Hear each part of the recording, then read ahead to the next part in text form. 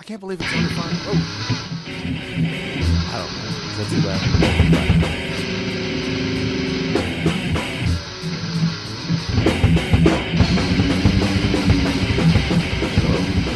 I want you to get up now.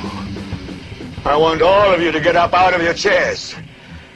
I want you to get up right now and go to the window, open it, and stick your head out and yell, I'm as mad as hell, and I'm not going to take this anymore!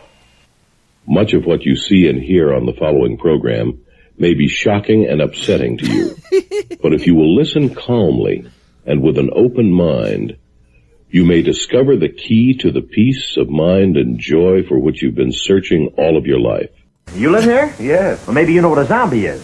When a person dies and is buried, it seems there's certain voodoo priests who have the power to bring him back to life. Horrible. It's worse than horrible because a zombie has no will of his own.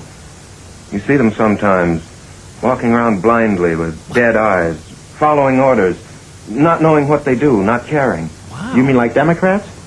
Oh! Mic drop. Good evening, everybody. Where did you find that? That's Welcome awesome. to Smith Radio. And that is not, I originally that's a Bob Hope movie back in 1940. Okay. So. Did he actually say like Democrats, or did you add that? That's word for word. Back in the day, man. Come on. But they said that Democrats flipped. That's another lie. Wait, and that Bob Hope, that's Hollywood. Yeah, that's Hollywood. They would say that? Well, Reagan's out of Hollywood. And I know, but he he was almost originally got Democrat blackballed. and came back to the conservative side. Anywho, you're listening to Smith Radio, smythradio.com. Find us everywhere, all over the net. If you like to listen to iHeartRadio, you can get us there anytime, 24/7 at iHeart.smithradio.com. Follow us on Twitter at Smith Radio, Facebook.com/Smith Radio.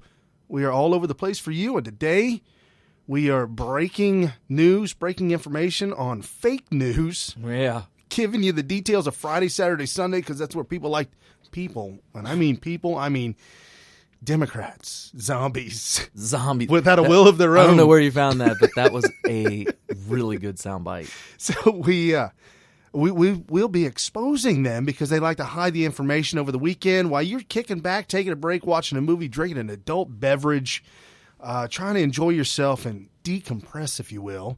We're going to lay it all out for you. And I'm sorry if you guys are sick of this Russia thing, because I'm done with it too. Like they won't let it go. I'm really the sound level's good there. Okay, I'm really past the entire Russia debacle, the blame. They're going to keep pushing on it, though, because it worked for them, and by them I mean the Democrats. They just went to war, and they won the battle of attrition starting in 2003 all the way through to 2008, and took them 5 years. But in pounding on Bush, as hard as they did for such an extended period. This is painful. Yeah. This really and truly hurts. Wow, this show just flew off the rails. So anyway, after 5 years of that, Of pounding on Bush himself. And what happened is it started to finally just wear on people, and they started to believe the hype and the fake news and the lies. And eventually what happened was his approval ratings went down, and they went down, and they went down, until finally came time for came time for the new election, with a change election, if you will, where we have new people running on the Democrat and Republican side. And with the approval rating of the current president so low, kind of ushered in However, what we ended up with, which is Obama. Right. And however, the one of the guys that was predicting the landslide for Trump, he said his model goes all the way back till the early 1900s. Yeah. Well, no, yeah, that's right. Okay. Mm-hmm. And his whole point was that it is very, very difficult for a party that has won and won re-election to actually continue with a third term. When I was a kid and George H.W. Bush got elected, I thought it was common for a vice president of a president who's been who's finishing up his second term. I thought that that's the way it happened. The vice president takes over. Right. Turns out that was a rare, extremely rare occurrence. That if you look back historically, it was only because of the success of Ronald Reagan and his 8 years of prosperity and peace and all that kind of stuff that enabled George H.W. Bush to continue for a third term, if you will, of the same administration for the most part, right? I mean... And how did that fail? That failed on a number of reasons. Number one, he was unable to deal with the fake media. Ronald Reagan was just like, you know what? Y'all can go pound sand. Pretty much like Trump. Yeah, and he knew how to make the argument. George H.W. Bush was just not good at combating the kind of fake, false propaganda. And actually, he kind of believed in it. Like if somebody from the media said that, you know, this is what people will accept, or people won't accept what you're saying, or what the old school conservatives are saying about their ideology, then he would buy into the peer pressure and go along with them, you know? Right. Whereas Ronald Reagan had such conviction in his ideology, in his principles, that when they tried to tell him something that was actually liberal ideology, he would then say, no, that's wrong, and here's why. And so he was Bush a true leader with a very strong backbone. Yeah, and Bush couldn't do that. So anyway, this went on, and like the "read my lips, no new taxes" thing. Dude, that was huge. Yeah. So he said that on the heels, on the trail end, on the coattails of a Ronald Reagan presidency, because he knew that was right. But once Ronald Reagan was gone, and it was just him and the liberals that were pushing him in the other direction, he started buying into their lies. Right. That they need to raise taxes. And finally, he broke down and said, you know what? When you guys tell me that my only chance to maintain a positive rapport with the public and my voters is to go along with you guys in raising taxes, you know what? I think you guys are really helping me out. Thanks a lot. I'll tell you what, if there's one thing that Rush Limbaugh made so clear to me listening to him, that I don't know why it wasn't intuitive, but when he said it, it was like, I'm glad he said that, was that when the Democrats sound like they're trying to give you advice, that's the last thing you need to be listening to. Right, and they will. They will give you advice on a regular basis. They will tell you that they're right. They hope that you follow it. Right, and they'll tell you that they're right. They'll tell you that everything that's... Here's how you need to win elections, Republicans. How long have you heard that? You need to get the independents. You need to get the Mexican. You need to get the female. See, we've got... And you got to get the black. See, we've got all that. That's why we win. Really? Is that how you're winning? Well... How about that win now? They know that when we start taking their advice, that we're going to lose our base. And then that's it. And then we're going to win any converts from the Communist Party. No. Flat out. So we have to... The lack of sleep. Well, what happens? I thought you were... That was the crazy guy that Carlson was involved with this weekend. Oh, well, I was hoping to let the audience listen. I know it's a long one. And I remember before I played this clip to myself. For the I only first got 2 minutes of it. 2 minutes, 20 seconds. That's kind of long. It might be the nuts and bolts of the whole thing. But here's the thing. It's like an 8-minute long clip, okay? And me personally, when I see 8 minutes, I'm like, should I roll the dice? What, 8 minutes and it's only 2 people. Right. You're like, oh. Oh, so I'm like, do I really want to invest 8 minutes of my life in this? And the problem is it's been retweeted a lot. Like all the people that I follow on Twitter were just blowing up about it. They weren't just retweeting the video. They were discussing it. Wait, here's the thing. It is Kurt Eckenwald, the senior writer. He's a senior writer. So you'd think he would be somewhat coherent. This guy has a lot of credentials, and before this interview had a lot of clout, You can tell if you listen to the whole interview. I'm not sure which part of this interview this is, but I highly encourage you to go ahead and listen to the whole 8 minutes. And I will also tell you this. Once you get about 60 seconds into it, you ain't churning it off. You will not turn it off because you'll just be like, I got to see where this goes. Have you ever gone down the freeway, like say like a 4-lane freeway at minimum 4? Some of the best ones are 8 lanes out in L.A. Okay. When 4 of the 8 lanes, I mean 8 lanes going one way. Yeah, right. And I've so been on those. 8 lanes going the other. Okay. Yep. Out of those 8 lanes, 4 of them look like a horrendous NASCAR pileup situation. You mean an actual wreck? Right. Yeah, an actual wreck. I've never seen that. I know, but would you look? Oh, yeah. That's like this. Train wreck. Yeah. You don't want to have to go through that traffic jam, but if you knew what you were going to get on the other side, you would probably go through with it. Yeah. So, and that's the other thing too about this Tucker Carlson. That's amazing. He's become this, and we're saying it again. This is 2 weeks in a row. He does not have a show very long. Oh, well, Jon Stewart has been credited with taking him off the air initially. He was one of the co-hosts of the show called Crossfire on CNN. And what Crossfire, we're going back a little bit here. Let's Sean Hannity, where'd he come from? He came from a show called Hannity and Combs. Oh, right.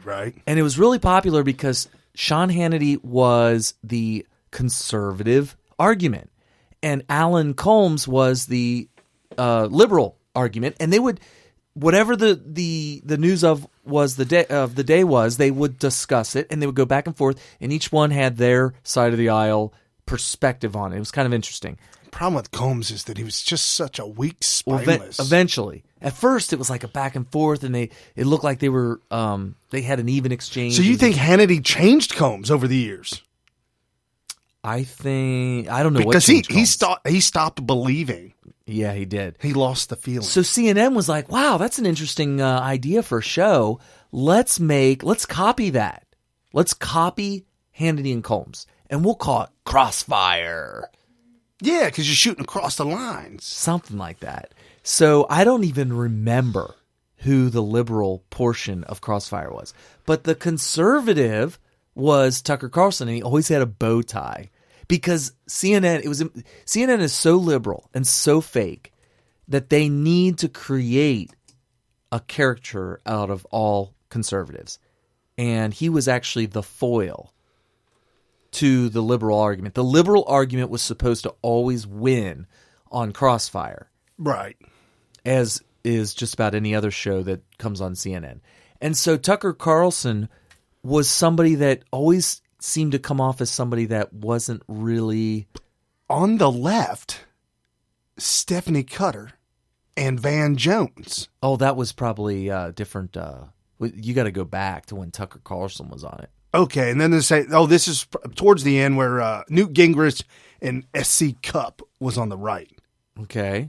But anyways, okay. Well, the original show was just the two of them. It was Tucker Carlson and some other guy who was the liberal argument. But anyway...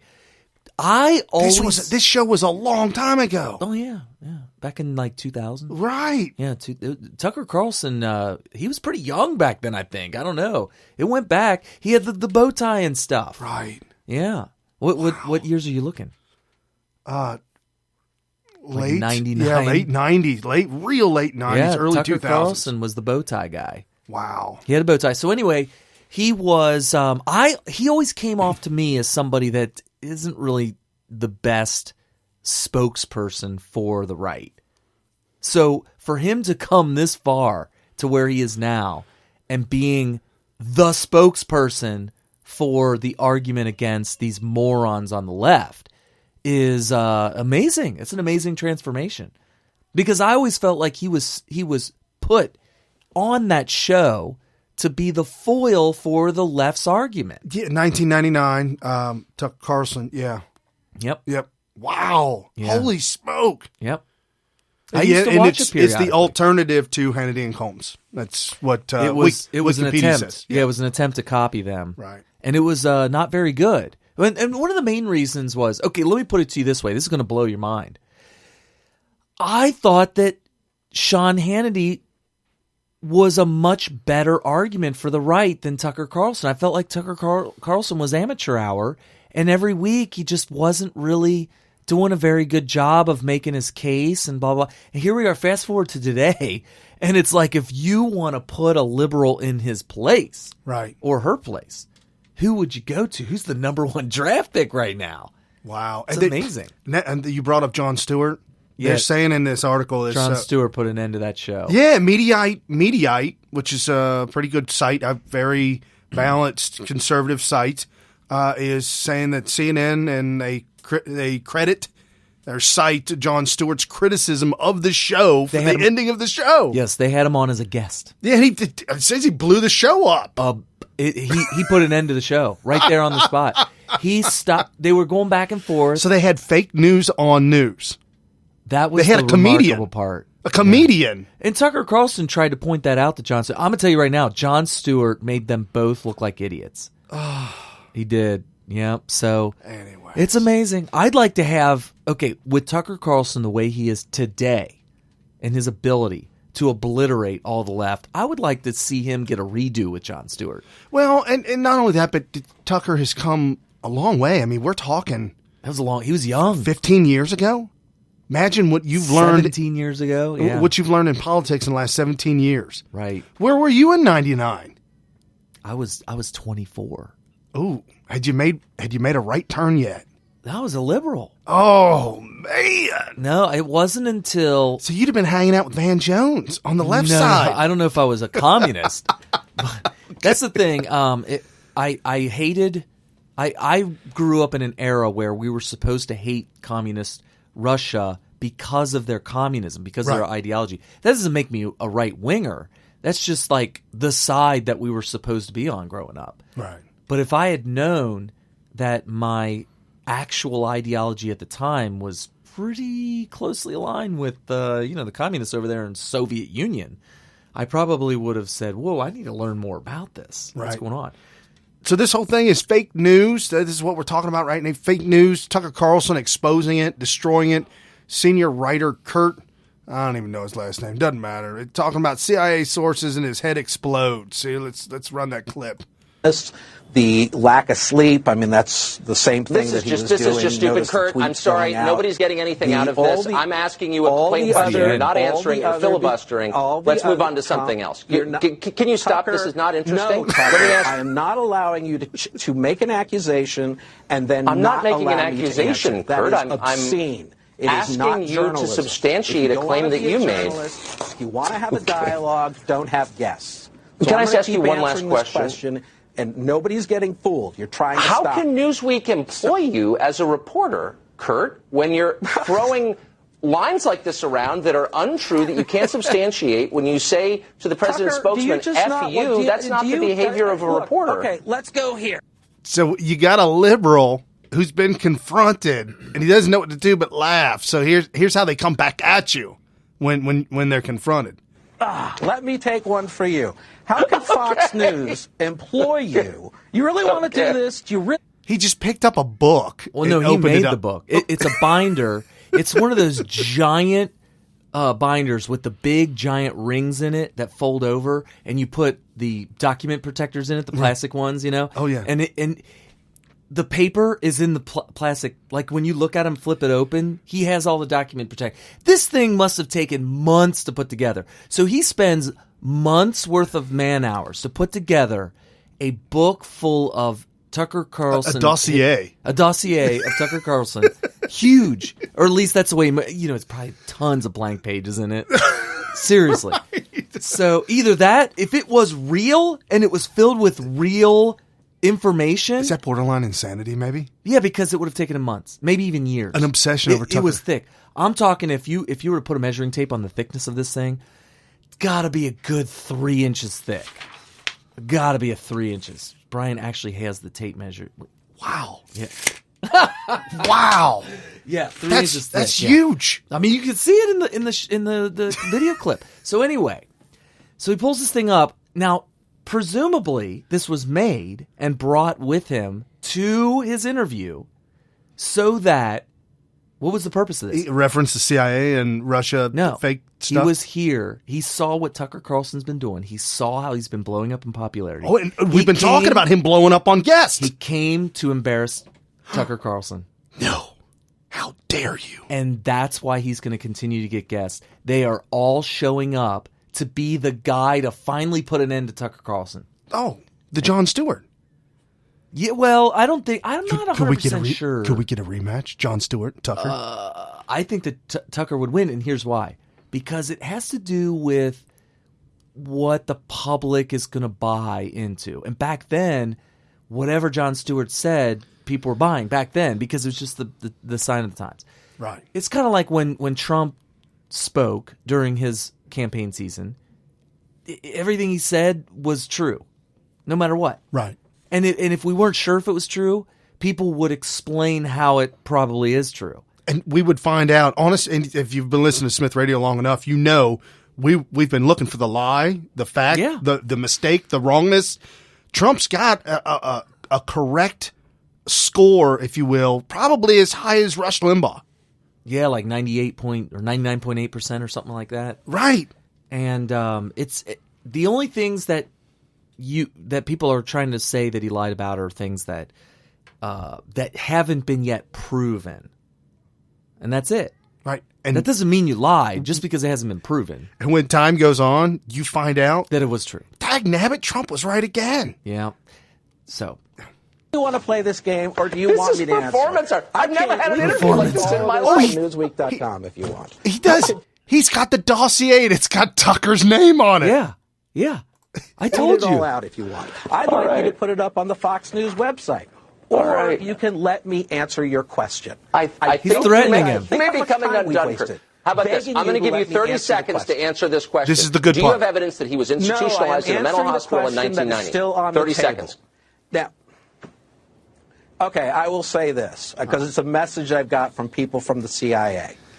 I know. Hold on. He completely changed the question was, what was it? Do you have information, or how do you know that the Russians hacked or whatever? That was put into a mental institution at one time. Like he's making a comment about mental institution. Right, that's right. I forgot. Sorry about that. So yeah, he accused Trump of being in a mental institution, and all Tucker Carlson wanted him to say was, here's how I know he was definitely institutionalized, or, well, that was just hyperbole. I didn't really mean that he actually was put in a mental hospital. He refused to come clean, and it got to the point where he was like, all right, let's change the subject. We're going straight CIA on He answers the question that Tucker should have asked him.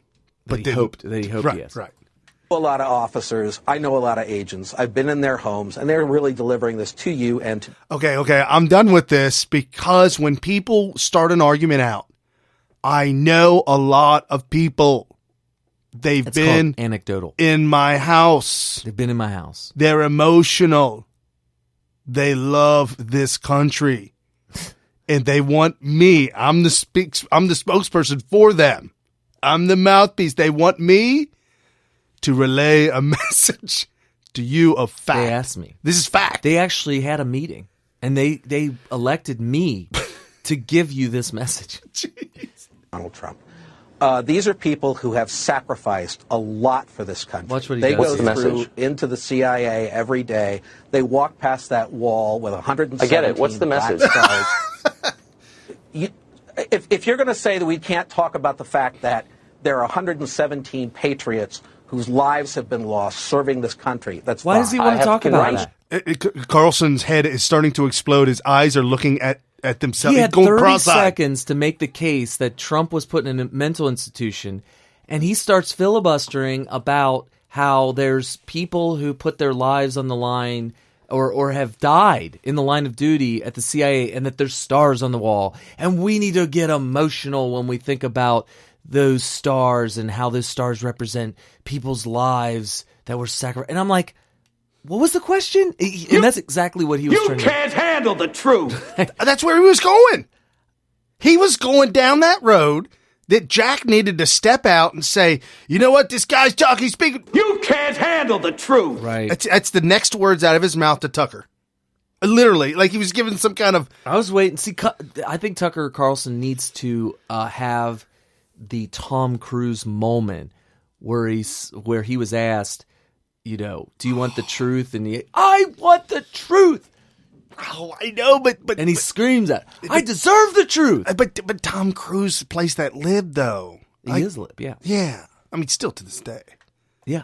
I have concerns about you, Kurt. Right now, tell me what the secret message from the CIA is. Who are putting their lives on the line, who are to be sources of information for the CIA. That information is coming in. That information is then being put together by analysts who are not well paid, and they do very hard work, and they do it because they are. I'm sorry, we're out of time, Kurt, and I don't mean this. I don't mean this to sound bad. That was the end of the clip. And I'll tell you why. Oh, really? Yeah, they okay, well, I'll tell you what he said. Yep. I'll tell you what he said, because I've heard this. He said, I'm really worried about you because of the way you're behaving in this interview. That's what he said. I don't mean this in a bad way. Why would they cut it short, though? I don't know. But but here's the point. The point is that he, and I tweeted about this, he decided to sacrifice the illusion of sanity, his own personal illusion of his outward appearance to the public of a sane person. He sacrificed that in order to avoid saying, you know what, I said something that's not true. I didn't mean it to be dishonest. I just wanted to tweet with hyperbole that day. I just felt like being hyperbolous that day. That's it. But he refused to say that. He felt like maybe his credibility as a journalist was going to be at stake if he admit that. And that's why he decided, I'd rather be a crazy guy that people think are going to tell them the truth than a sane person that has to admit to a mistake. That doesn't even make any sense. Well, he did it. He did it. Flat out. That's unbelievable. This guy's a nut. And they're coming out of the woodwork, by the way. We've got I've got all kinds of sound bites on nut jobs and crazy folk that are literally, especially this woman this Kate Snow over at MSNBC.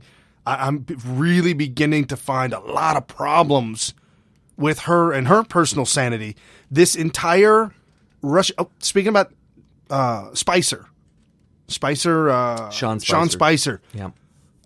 Trump couldn't have picked a better person. Can you tell me about him? Phenomenal. Well, is he good? He's a good guy, good conservative. Oh, he's an excellent conservative. And if you want somebody to beat back on the liberal media, dude, this is the guy. That's awesome. Literally, they can't be afraid to stand up to communism anymore. Literally shoving this woman back in her seat. Oh, you got a soundbite? This is Kate Spicer. She's trying to make the case, and I'll stop it in between because there's a lot of information. So you got to put Kate Snow talking to Spicer, but you got to hear her words and the words that are coming out of her mouth. And I'm not sure if she knew what she was saying, but she references rhinos as evidence of, well, they're Republicans. Didn't you hate that? I mean, it blows my mind. So here we go with Kate. It's a little bit of a long clip, but just listen to how Spicer handles it. Sean Spicer, he's communications director for the Republican National Committee. Sean, nice to see you. Good to see you, Kate. Let's start with this issue from over the weekend of Donald Trump and the Russian hacking question. Earlier today, Senate Majority Leader Mitch McConnell said that he agrees with a bipartisan group of senators, including John McCain, Lindsey Graham, that there should be an investigation into this idea that Russia interfered in the election. I want to play a little more of what Senator McConnell said. It defies belief that somehow Republicans in the Senate are reluctant to either review Russian tactics or ignore them. So last, let me say that I have the highest confidence in the intelligence community and especially the Central Intelligence Agencies. The CIA is filled with selfless patriots, many of whom anonymously risk their lives for the American people. Sean, do you... Okay. What is he trying to say there? It defies logic that Republicans would be reluctant to find out what Russian tactics are? Yeah. We don't want to know Russian tactics, and that the people in the CIA, they're patriots, Carrie, and they're underpaid. So you don't know? Oh, man, you know what? Now that you said that, I got to just bow down to all of your arguments. Well, you got to be right. They're underpaid. Oh, you know what? They're trying to rally them troops. How could I not? If I'm a CIA agent, how could I not agree with what he's saying? You got to, because nobody's ever paid enough, right? Right. It's so underpaid. Okay, so now listen to her response. She's going right to Spicer right after her sound clip. Agree with Mitch McConnell? Should there be a bipartisan investigation? She said, do you agree with Mitch McConnell there should be a bipartisan investigation? I honestly, this is going to be a little controversial. I do believe that there should be an investigation into whether or not there was Russian involvement in swaying the public's opinion in the election. But I do not believe it should be bipartisan because I don't think that either side. We're talking about election. There's nothing bipartisan. It's all partisan. Yeah, there's nothing bipartisan about an election. One side will do anything to help their side and hurt the other side. Even after they've lost. Apparently, yeah. I mean, flat out. And so when it comes to election politics, I don't think there's such thing as bipartisan. And we're talking about not whether Russia was hacking or whether they were involved in any kind of espionage. Anybody that tries to say that there's not ever any Russian espionage or any foreign espionage from any other country is lying to you. It's happening all the time. So to act like this is new and that it only happened just to shape public opinion for the election, to help Trump or help Hillary or help any candidate, is the pinnacle of naivety. It's as simple as that. You have to be completely naive. Okay, now Mitch McConnell is saying, how dare you question looking into Russian tactics? Oh, that's what Mitch McConnell said. And she said immediately, like, you got to take her soundbite. You got to take her soundbite, and what she did, she immediately cut right there and said, so, Spicer, do you think there should be an investigation that's bipartisan? On what? Russian tactics? I'll tell you right now, CIA and the military probably know all about Russian tactics. How would they not know about Russian tactics? If we don't know about Russian tactics, we need a bipartisan investigation into the CIA and other military intelligence for not having knowledge of Russian tactics. What the hell's wrong with them? They better have knowledge of Russian tactics, or there is a major problem in America. It's a breakdown in communications. Our defense department. Somebody needs to investigate him. Anyway. Well, sure. I mean, I don't think there's a problem with looking into it. Obviously, we want to ensure the highest level of integrity of our voting system, but I think we got to look at a few facts. Number one, and Kristen touched on this a little in her reporting, but there is no evidence whatsoever that anything ever had any impact on the election. Donald Trump won resoundingly with 306 electoral votes, and some of this sort of is, Democrats trying to still have yet to get over the election. They lost big, and I think they need to get over it. And I think a lot of folks don't fill the CIA. She's up. She's got to stop him. He's got to run away here. He's got to run away. Her ear is probably bleeding from her producers screaming for him. How dare him say 306? Stop him! He said 306 again. You got to interrupt him now. Now! You could see the earpiece vibrating inside of her ear. It's like they're screaming so loud. So he's got a runaway here where he's got a moment and he's going on a rant about very good one. Yeah. By the way. Using fact, not fiction, saying how the Democrats were destroyed, epically destroyed. Right. Later on, I'll come out. There's a clip later on in the show, but at one point in time, Krauthammer came out and said, "Look at the counties. Just take America, all the counties in America alone. Hillary won 400. I think the final number was 300 and something." And Trump took away thousands, 3,200, some crazy numbers. Right. If it was just countywide, number-wise, it's unbelievable. Unbelievable. Okay, here's old girl trying to put a roadblock up for Spicer. Forgive me, but the CIA report was not written by Democrats. No, but I think that a lot of the Democrats who are pushing this are clearly bitter that they lost an election that they thought that they were going to win, and Donald Trump hit a nerve with the American people and was able to speak to the voice of the American people and win resoundingly in a way that all of you folks in the media didn't give him a shot at winning. They talked about how Hillary Clinton was going to win big, and now I think there's a lot of trying to figure out, well, maybe there's outside influence that we can start pointing to, but the fact of the matter is, I'm not sure what step everyone is in their 12-step program, but it's time that we realize that Donald Trump won this election big time, and we're going to move on and implement real change in Washington. You calling me out? Dude, he is insulting her directly. He said, you all in the media, I don't know what step you're on your 12-step program. He went straight comedy on him. Oh my gosh, it's like a roast. This is a roast of the media, of the liberal media. That is awesome. Yeah, so he starts off, he agrees that there should be some sort of a bipartisan, I don't know if he used the word bipartisan, investigation into the integrity of the voting system. However. But I like the way he worded that. He recognizes that the only thing we have to really be concerned about, and this is really important, please listen carefully.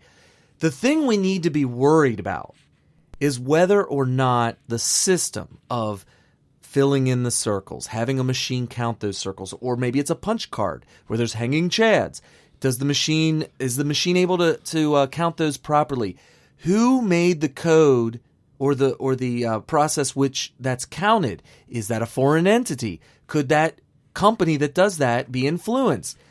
Is the computer that runs this counting software online? If not, how would it be hacked? It certainly wouldn't be hacked the way you would read about how hacks normally happen, which is through the internet. There were governors who came out and said our system couldn't be hacked. We've got paper ballots. There's paper. That's Michigan. Yeah. Michigan can't be hacked. By the way, Donald Trump won there. As soon as you start to cross over that realm, and believe me, they jerk the wheel into oncoming traffic when it comes to crossing the line. And that is that they're trying to say that the tactics of were to use propaganda, which presumably, I'll have to look up the actual definition of propaganda, but most people think of propaganda as information that's not real, but fictitious information used to passed as fact in order to get people to come up with a conclusion or a decision. And in this case, the decision is the election. Bias or misleading nature. Okay, information. so it's not true. Yeah. Bias or misleading. Okay.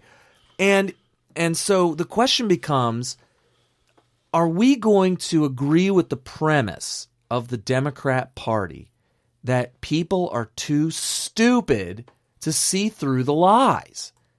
And in their minds, yes, people are just stupid blobs of matter that are always influenced by outside propaganda, and that propaganda should come from America, not foreign entities. Right. That's really what they're saying. That's what they're saying. Yeah. Now, conservatives, and you all know this, if you're listening to this, if you've made it this far into the show, you're probably in agreement mostly with us. Conservatives have a lot more faith in their fellow man. Correct. So when propaganda comes their way, initially, they're probably going to view it with a little bit of skepticism. Like, whoa, is that really true? They may initially believe it, but they're going to be open-minded as to whether or not that's true. And so the question for us as conservatives is, all this information that we learned, was it true or false? First and foremost, I don't care if it came from a foreign entity. If it's true, then it's not propaganda. No. It's not biased. It's not misleading. So it's not propaganda. Right. By definition. Right. Because propaganda has to be misleading information. Or biased. Or biased for a political agenda. Well, I think their argument was, well, they did this for Hillary. And they hacked into the RNC and they didn't release any of that information. Oh, by the way. Clearly it was biased. There was news that came out this week on Friday saying that the RNC, there was a possible attempt, but it was never hacked. Yeah, and Reince I think Priebus. Washington Post said that there was an attempt to hack at the RNC, but it never happened. It didn't work. No. It's kind of like when I find a ATM card, I put it in an ATM machine, and I start typing in random 4-digit numbers. And then it locks up. Does it eventually? Yes. I don't even know. It depends on if you have a code. I mean, I don't know. Okay. All right.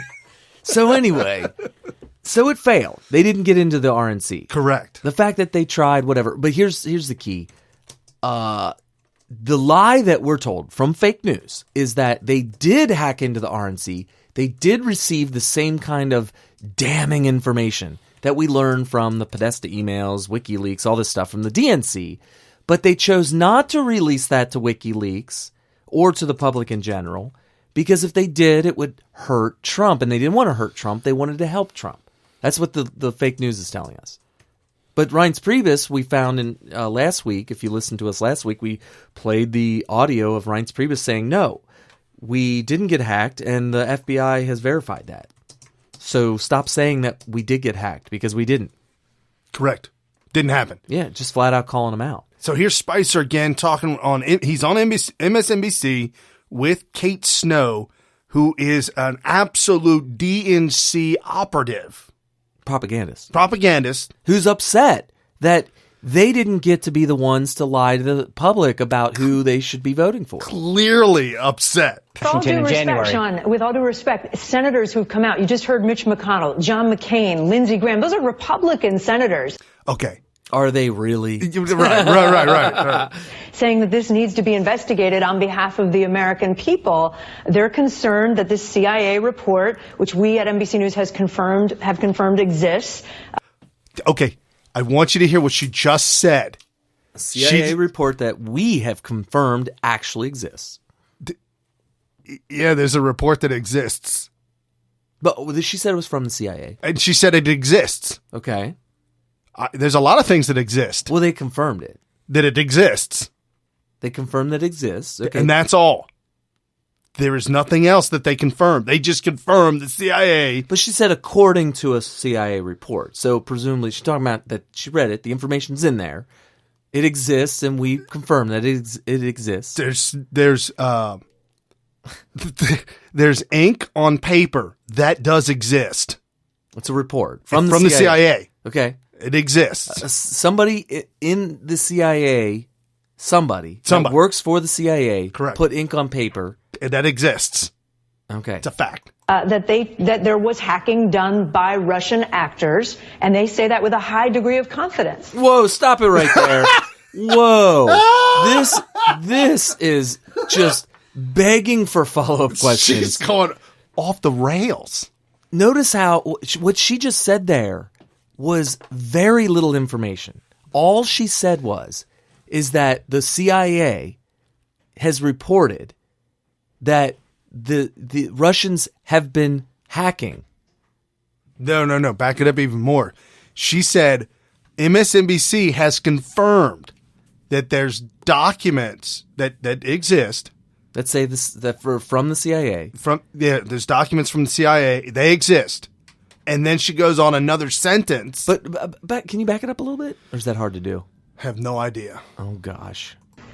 Right, there's a difference between... Nope, ain't happening today. Okay. But well, what I was going to say is all she's saying is that Russia hacks or attempts to hack America and American interests. Correct. We told you all this last week and 2 weeks ago. Everybody hacks everybody. If you're a country and you have the means to do so, and we do, America does, and I'm not saying that what we're doing is unethical. It's a part of being a country. Except for the thing with Angela Merkel and her cell phone. I think that might be dirty. Was it? I don't know. Obama's got the pictures. Pictures of what? Angela Merkel on her cell phone. On her cell phone. Something wrong, man. Okay, so what Brian's talking about is that Obama gave Merkel an Obama phone with a tracking device and a recorder in it so that it broadcasts to the White House every word that she says, every dial, every text. Here, take this. It's free. Obama phone! You didn't know? You didn't know? If you're poor, if you're on welfare, or if you're a leader of Germany, Get Obama phone! Because, Germany's slowly going down the tubes, They are they're our welfare queens. Oh, wow. Oh, so anyway, Kate Snow. Sorry if you're a German listening right now. And if you just joined the show, Kate Snow on MSNBC is attempting to derail Spicer. All she said was, Russia hacks us or spies on us. Yeah, we've said that. Right. But what you didn't say was that they hacked into the DNC, and what we seen from the DNC on WikiLeaks came from Russian hacking. You will never that has never been. You will never hear any of them say that ever. No, because it's not true. But anyway, go ahead. Them attempting to hack something and having a discernible attempt at, or excuse me, and the ability to change the outcome. There's no question that change the outcome, and I think there's a lot of people sort of mixing words here. The fact of the matter is that many countries try to do to gain intelligence on other countries. So that's one thing. But the question is, did they have an impact on the election? And I think that it would be nice for folks in the media and folks on the left to finally admit that they lost and they were wrong. He said the left and the media to admit they lost and they were wrong. That's where I think there's a big difference here. Even if they didn't have an impact on the election, you're not saying you're okay with Russians hacking?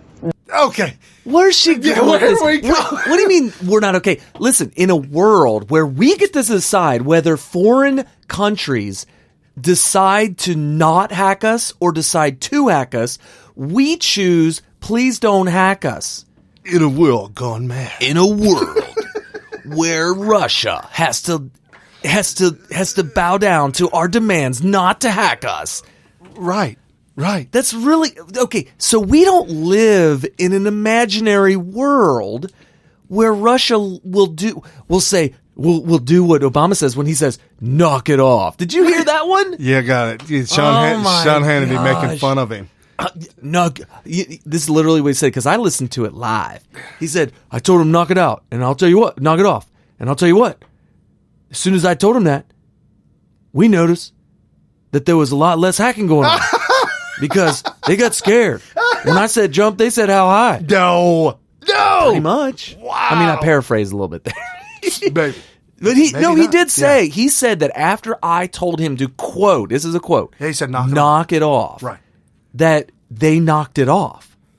Right. He's trying to assert he's trying to reestablish the illusion that he has any clout with any leaders in the world. They all laugh at him as he bows down to Saudi princes, and oh my God. And the further you bow down, the more you are showing that you are, I mean, it's a respect thing, but the lower that you bow, the more that you're showing that other person that you are beneath them and you're giving them more praise. So if you watch Chinese people or Japanese people bow to each other, the one that bows the lowest, this is fact, one that bows the lowest is the subordinate. The cuck. The cuck. Okay. Cuck-a-doo-doo. All right. So, and you don't see prime ministers or princes or kings, you don't see them bow very, very far. They just nod, do a little tip. Okay. So right. Kate Snow throws out this thing to Spicer. Hey, Spicer.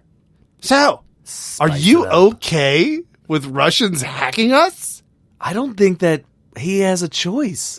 No one's hacking. No. But this is the point, Kate, and I've said it over. Donald Trump said it. Reince Priebus has said it, that no one should be interfering with the integrity of a U.S. election. The only people who should be voting are eligible U.S. voters. That's it, full stop. And then I think that, but what's happened is there's sort of this conflating of the two issues. One is, did someone try to do something and should it be stopped? We all agree that that shouldn't happen. But the second is this attempt to delegitimize the outcome of the election, which is what a lot of folks in the media have tried to conflate. And there is no evidence whatsoever that occurred. And I think that we need to be very clear in how we describe what's going on.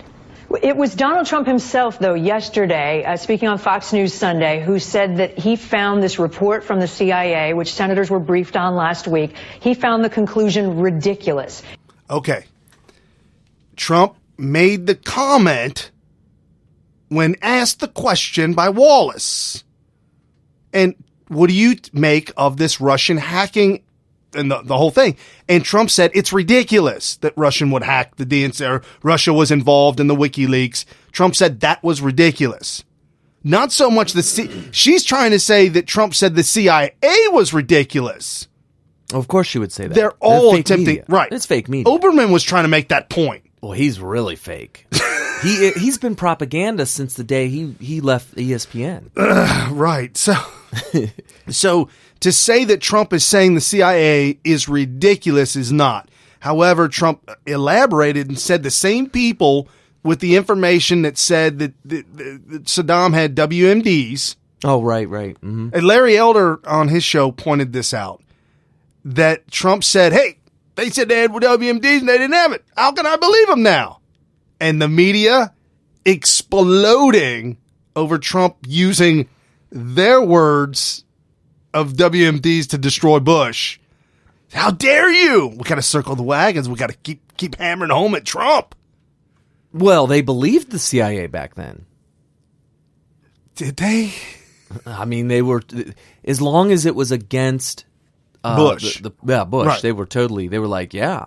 So it turns out they were wrong.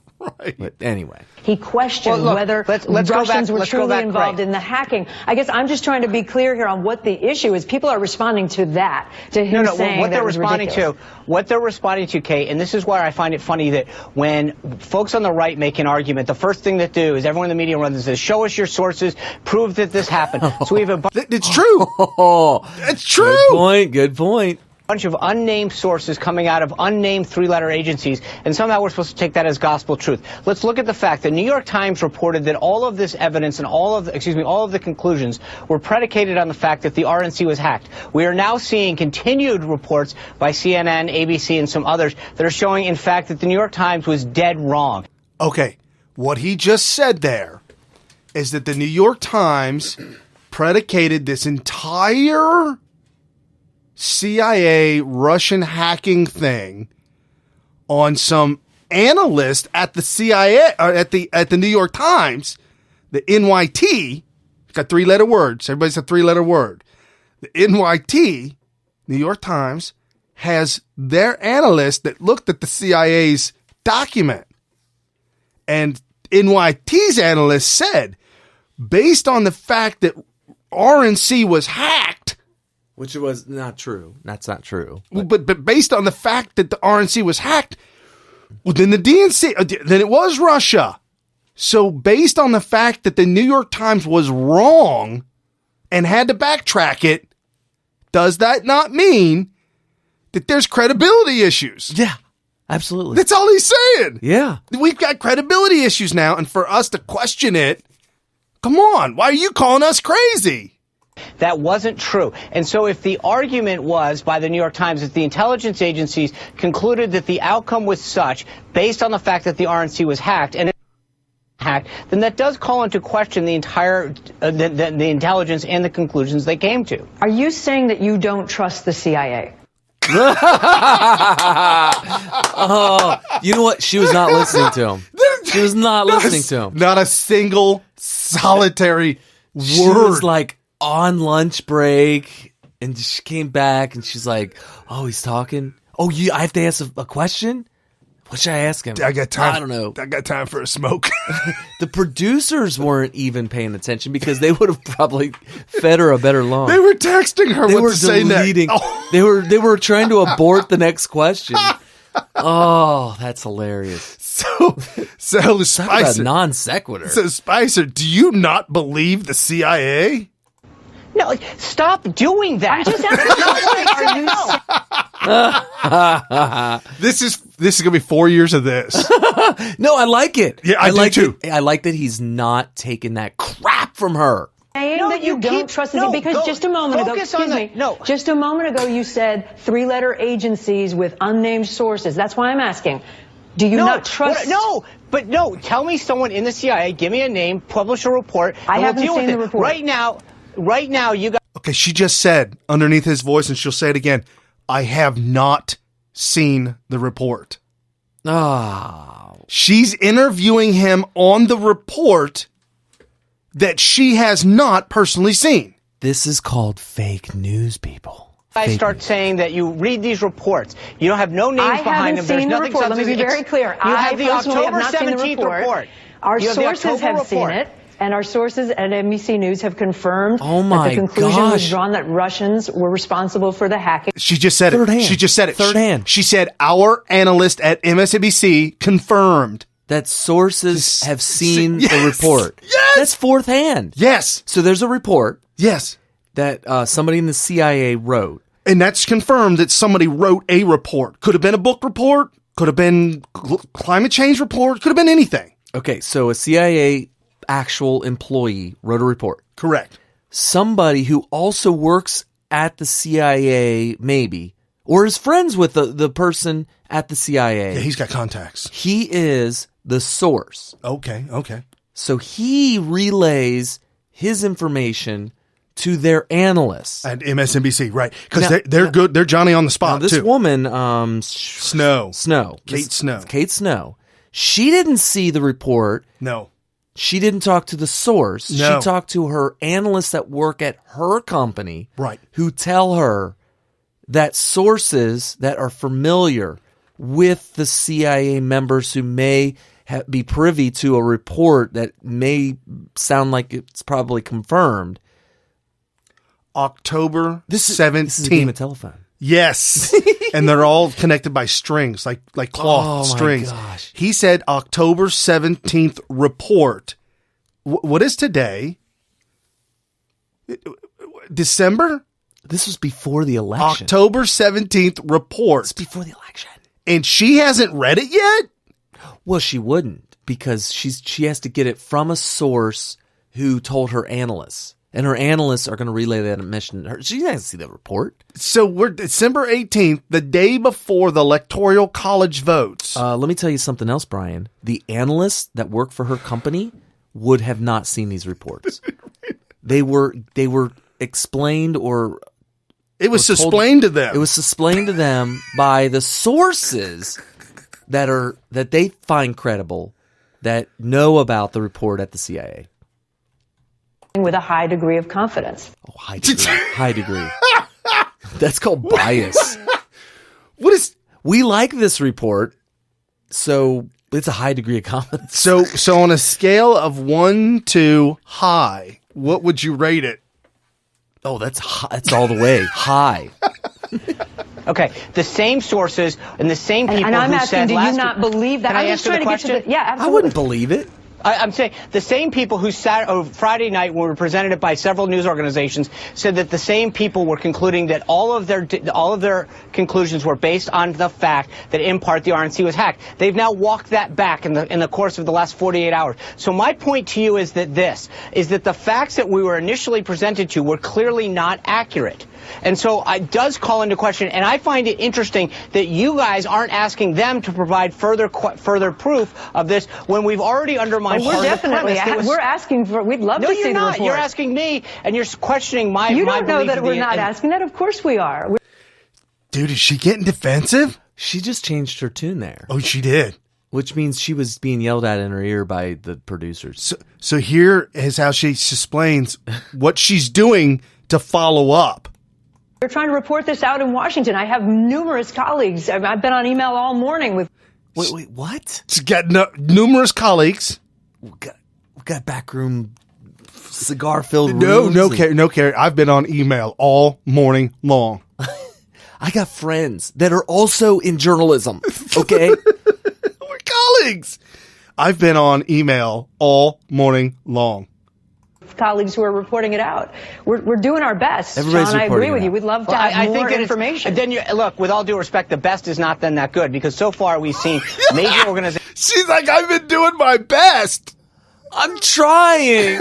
I'm trying. And that's all you can ask. Okay. Well, apparently your best ain't good enough there, sister. Need to find another line of work. Walk back stories that were false. So I do think that we've had some concerns about the integrity of the intelligence reporting by sources. I'm not questioning the CIA. I'm not questioning any other three-letter agency. What I'm questioning is some of the sources you guys are using. Understood. That's what I'm questioning. Are you worried about The atmosphere that's being created. I talked to a former CIA person this morning, an official at the CIA, who said that there is shock and disbelief, those were his words, over what Donald Trump has done in coming out in the public and saying, I don't trust this. She's trying to get away. She's trying to slip out. Why do they have to come public? Why are they concerned about his reaction when they've come public with something that may not, if it's true, if it really is true, what good is it? It serves one purpose, and that is the Democrats' useful purpose of calling into question the validity of Donald Trump's presidency. That's it. So if it was true, I would think that the CIA would want to bring it up to the current president and then the incumbent or the president-elect in private and say, guys, both you guys, just give you a heads up. We need to make sure that this maintains in-house. Right. As far as our election should be by the people of America, shouldn't be influenced by foreign entities and blah, blah, blah. And this happened, okay? But no, it's got to be made a public spectacle. It has to be, because that's how we're going to curb the mandate that Trump has earned. So, Mr. Trump, I just want to give you a heads up. The CIA. Just give you a heads up. What's your name? Agent Smyth. Smyth. S-M-I-T-H. Right. John Smith. The atmosphere that you've been creating because you've been eating Mickey D's. Oh! That's insider information right there. You've been eating fast food restaurants too much. Fast food. Every day. The atmosphere you're creating ain't no good. What is it? She said her source in the CIA, source is concerned about the atmosphere that's being created by Trump publicly coming out and saying that he doesn't trust that information. That there's a rift now between the Trump incoming administration and career intelligence officials. Does that concern you? No, I think that you guys can go out and you cherry pick one or two of the same sources that provided the faulty stories in the first places, and of course they're going to be concerned because they didn't have their stories swallowed with whole cloth. I mean, the reality is that I'm sure you can go out in any scenario and cherry pick a bunch of people in organizations that consist of thousands of people. But the fact of the matter is that we are the ones who proved that those initial stories were wrong. And instead of going back and then questioning the sources that you guys have used that are false, it would be interesting for once to admit that we were right in this scenario. This guy's owning. Let me go to a different subject. He is I don't know if I've heard such ponage in my life. That was complete ponage. Oh my! This is epic. That is an epic. I own you. I own this argument. I own your argument. Oh my gosh! This is 4 years of Spicer. I mean, I'm telling you, Tucker, Spicer, we've got heroes coming up the ranks. Definitely. These are big heroes. Big heroes. Yep. Awesome. So the entire takeaway, the 10-second takeaway from old girl, it was an 8-minute interview. And 10 seconds I've picked to sum the entire thing up. I hope I hit it. I might have missed it. You may have missed the mark. I'm doing a Trump. It might not be that good, but I tried. Our sources have seen it, and our sources at NBC News have confirmed that the conclusion was drawn that Russians were responsible for the hacking with a high degree of confidence. That's it. It's the whole thing. Our sources confirmed that our analysts say that the Russians hacked the probability of high certainty. The analysts say that our sources that have friends in the CIA. I mean, isn't that what she's saying? Yeah, with a high probability. Our analysts know that our sources are telling the truth. Our sources confirmed to us that our analysts confirmed to them. They passed the polygraph. Yeah. They said there was no question in their mind. Are you sure about that 5 minutes? That this was for, we need that soundbite. Wow, you're going all the way out there with that. My cousin Vinny. I got that on Blu-ray, by the way. Yeah, the only one I've got. You can't handle the truth. That's all I got. We might get busted by copyright or something. I don't know.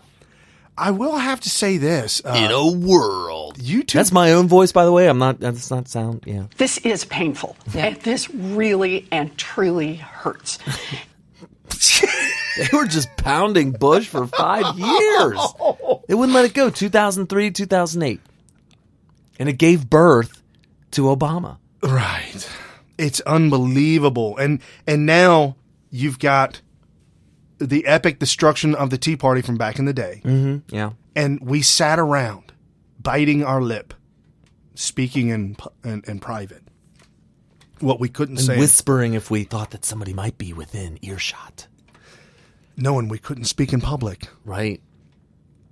And we voted with our past history of everything that's gone down with you all. You fake. Right. All y'all fake. Fake news. Fake. It's just that's the greatest. We need to hold on to that soundbite. I mean, it's a whole interview, but it's so epic. That is an epic interview. And we're going to get more of Spicer. Spicer made his rounds, by the way. Oh, my God. And Spicer is doing this to that woman was overwhelmed. She was so Katie overwhelmed Snow. that she said, I'm going to go to a different topic. You owned me for 6 minutes, and I've got 3 minutes left. Let me do something different here. Yeah, it's unbelievable. So she might be fired over that. Right. So then you did mention, you said Obama said, here's what Obama said in his presser. He said, he was talking to NPR. If Russia hacked, then we need to take action. And we will take action. And then you said, I told Russia, stop it. Cut it out. Cut it out. Did you hear what Ann Coulter said about it? No, what did she say? She tweeted out. I love her to death. I'm gonna have to paraphrase a little bit because I don't have it in front of me. But she basically said, "Or else I'm gonna have to tell mom." No. That's so sad. That is so sad. Did you hear Obama also scolded the media over their obsession with the hacked emails? Scolded the media in his presser. Got mad at him for them having an obsession over the emails that were hacked. The bottom line is, with these hacked emails, the absolute bottom line is that, and this was Sean Hannity this week on his radio show, which I actually listened to. He had Julian Assange, which we all thought Assange was missing. Oh yeah, everybody thought he was dead. I think we even reported that. Well, I sort of. It's possible. Maybe. Possible. Our sources say. With high probability. No, our analysts have told us that the sources near Assange have said that they think that.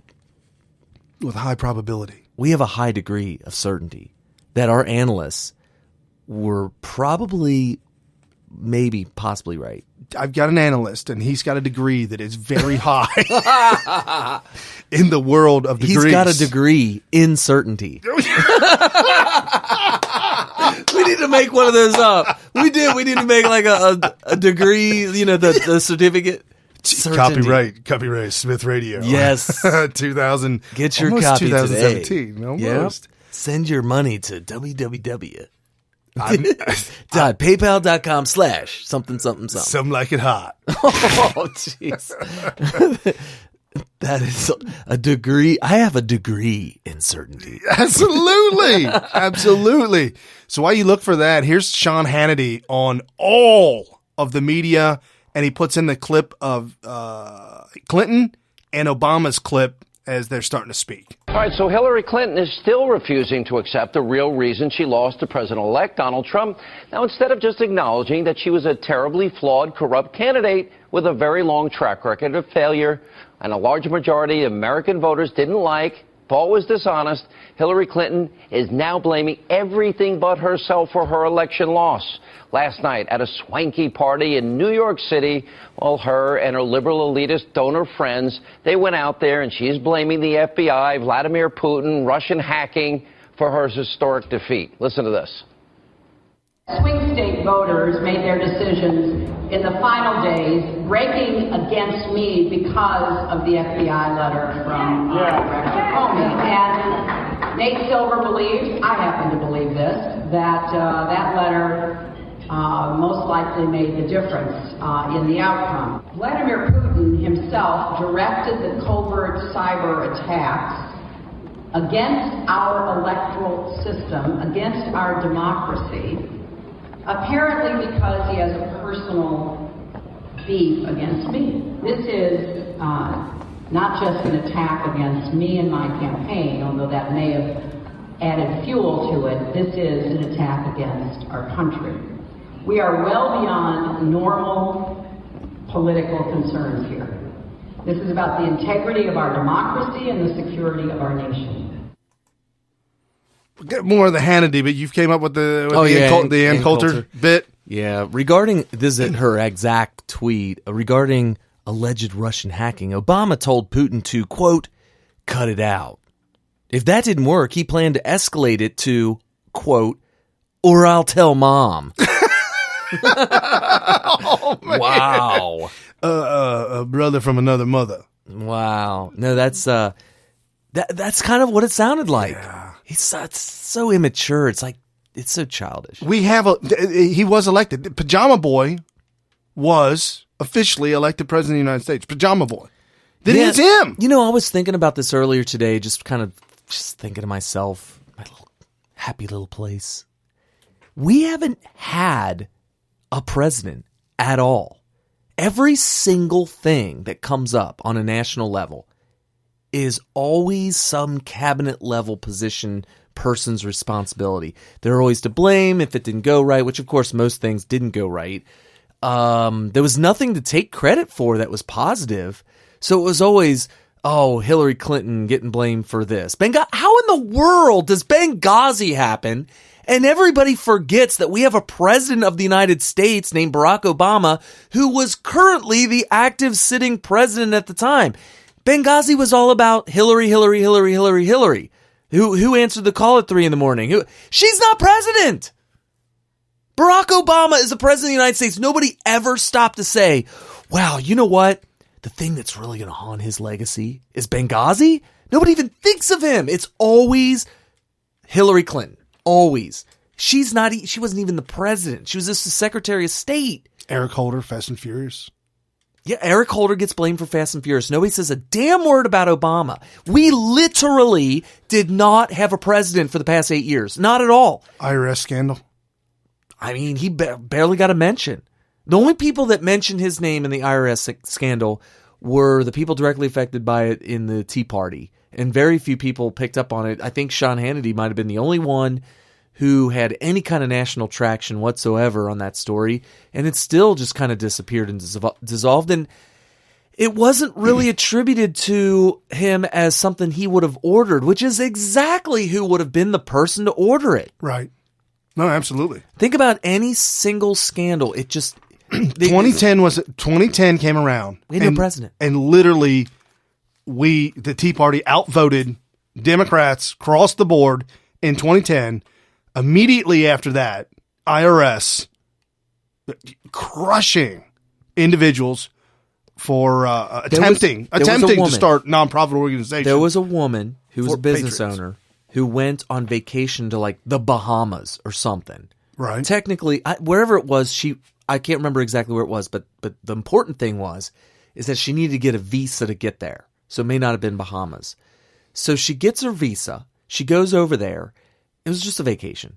When she tried to get back, she was not allowed to board her plane and was turned away. Is she American?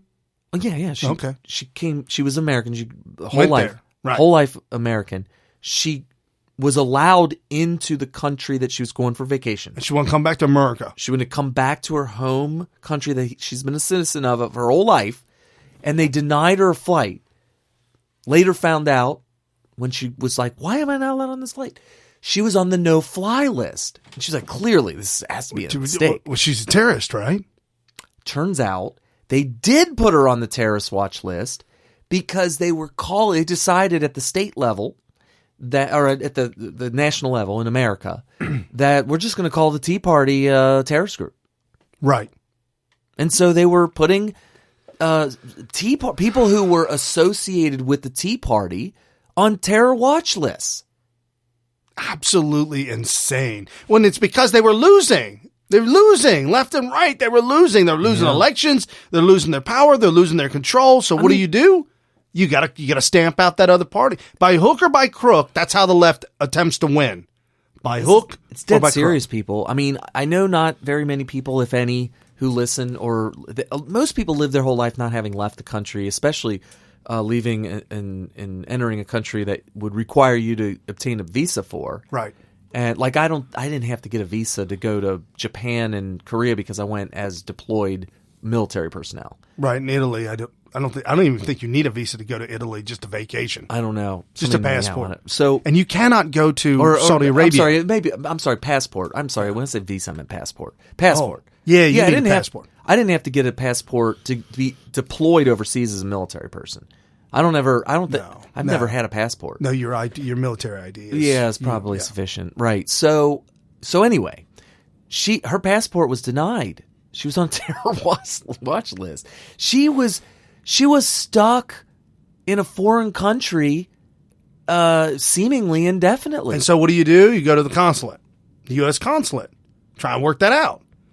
I don't know who you call. Sean Hannity? Call Rush Limbaugh? I guess. Hey, Rush, this is a long distance caller from the Philippines, and hey, Rush, I'm trying to get back home. I need to get home. I need to get back to my country. Man, they put me on. I'm a Tea Party member. You know what I might have done if I really felt like I was never going to be able to come back? Go to Mexico. That's exactly what I was going to say. Fly into Mexico. I will say that. Hold on, I will say this: going to Canada is easier, though. You think? Oh, I don't want to give away any secrets or information, but there are hundreds of roads that are unmanned. You just walk right across. You could drive across. When I drove across Niagara Falls Bridge or whatever, it goes over and you enter into America or vice versa, depending on which side you're on. At the time, when we were coming back into America, now this was long before 9/11, so I don't know if it's been changed, but they stopped our car and they stuck their little head in the window and said, do you have anything to claim? And of course, my dad was like, like what? Do you have any perishables? Like, what about this gunpowder? You want to know about that? Well, the TNT? Well, that might have been a problem if they knew about the TNT. But they wanted to know about perishable items such as fruits and vegetables and plants, believe it or not. So if you had if you went there and bought like a petunia in a pot, right, that might not be allowed across the border. Well, trying to get in California with a plant. Forget about it. Okay, there's that, and also gold, believe it or not. Did you buy any jewelry over in Canada? Oh, they asked that. Because they want to tax it? There could be an issue, like if I had a dump truck full of gold. Okay. Like Die Hard with a Vengeance, which I saw this week. Did he have a dump truck full of gold? 14 dump trucks. What? You haven't seen Die Hard with a Vengeance? Oh. They raid the Federal Reserve in New York City. Oh, there ain't no gold in there. Not anymore. Because they took it. Yes. Yeah, that was a documentary. The documentary called Die Hard with a Vengeance. So anyway, by the way, in the special features, I'm getting on a little tangent here. Special features, the FBI, CIA, all them people were like, where did you get all this information? What the vault looks like on the inside, how much is in there, what's in there, and its proximity to the subway? Putin. Russia. Clearly it was Russia. No, they said no. You guys gave us a tour. Oh Lord. Yeah, they gave him a tour, and they told him that it's within super close proximity to the subway. So other agents in another office freaked out and said, "How do you know all this information?"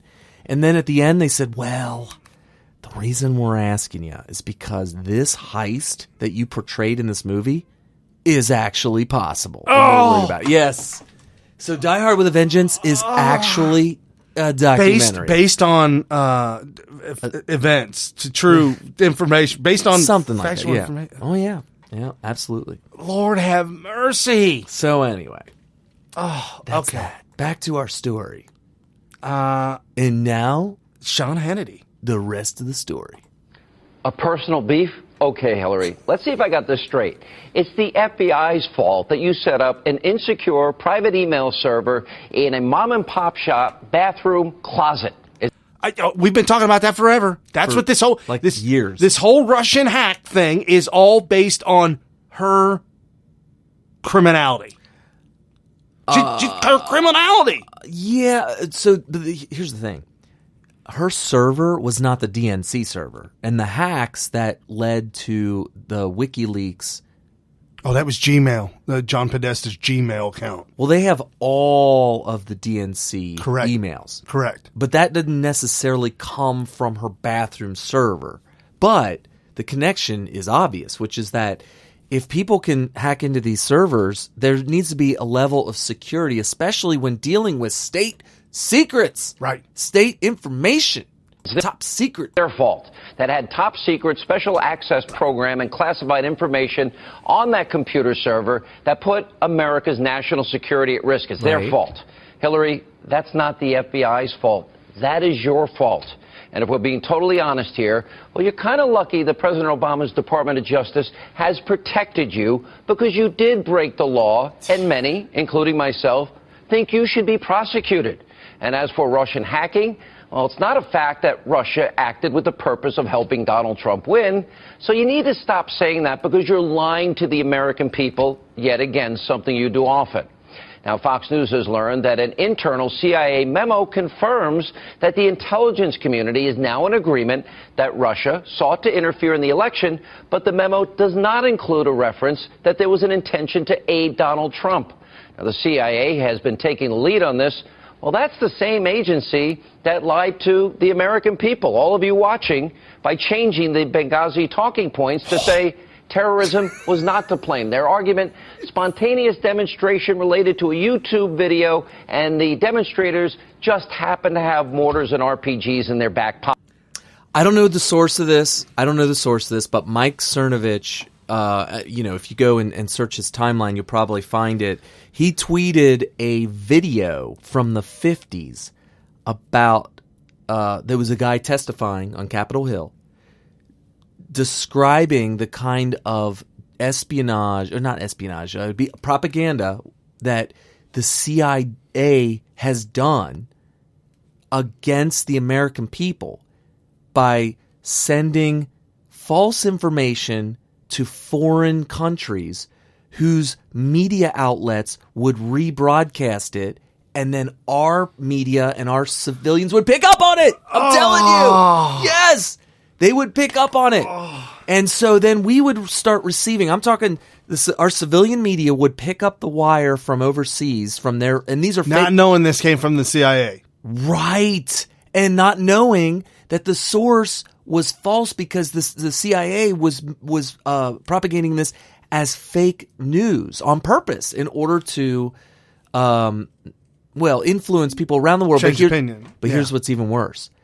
It wasn't just that the American media just happened to pick this up and start propagating false information, and that the CIA didn't intend for that to happen. They did it for the sole purpose of American citizens to be the consumers of this misinformation. They knew that if it came from a foreign entity, it'd be more likely. It'd be more credible. When I see something coming from the BBC, I will watch that and look at that with more credibility because than you're thinking it's unbiased. Right. But what if you found out that their source was the BBC was the CIA? Yeah. And that the CIA put out false information. And of course, we would know, even if it was the CIA, there's people out there today in fake media, the CNNs of the world, right, the MSNBCs, the Keith Olbermans, the Washington Post, who are propagating fake news. Right. And the CIA is the same CIA agency as it's been all the way back to the 50s, where they were doing this stuff. Would they just stop it? And even if they did stop it temporarily, if that's what their MO is, they're going to go back and start doing that stuff.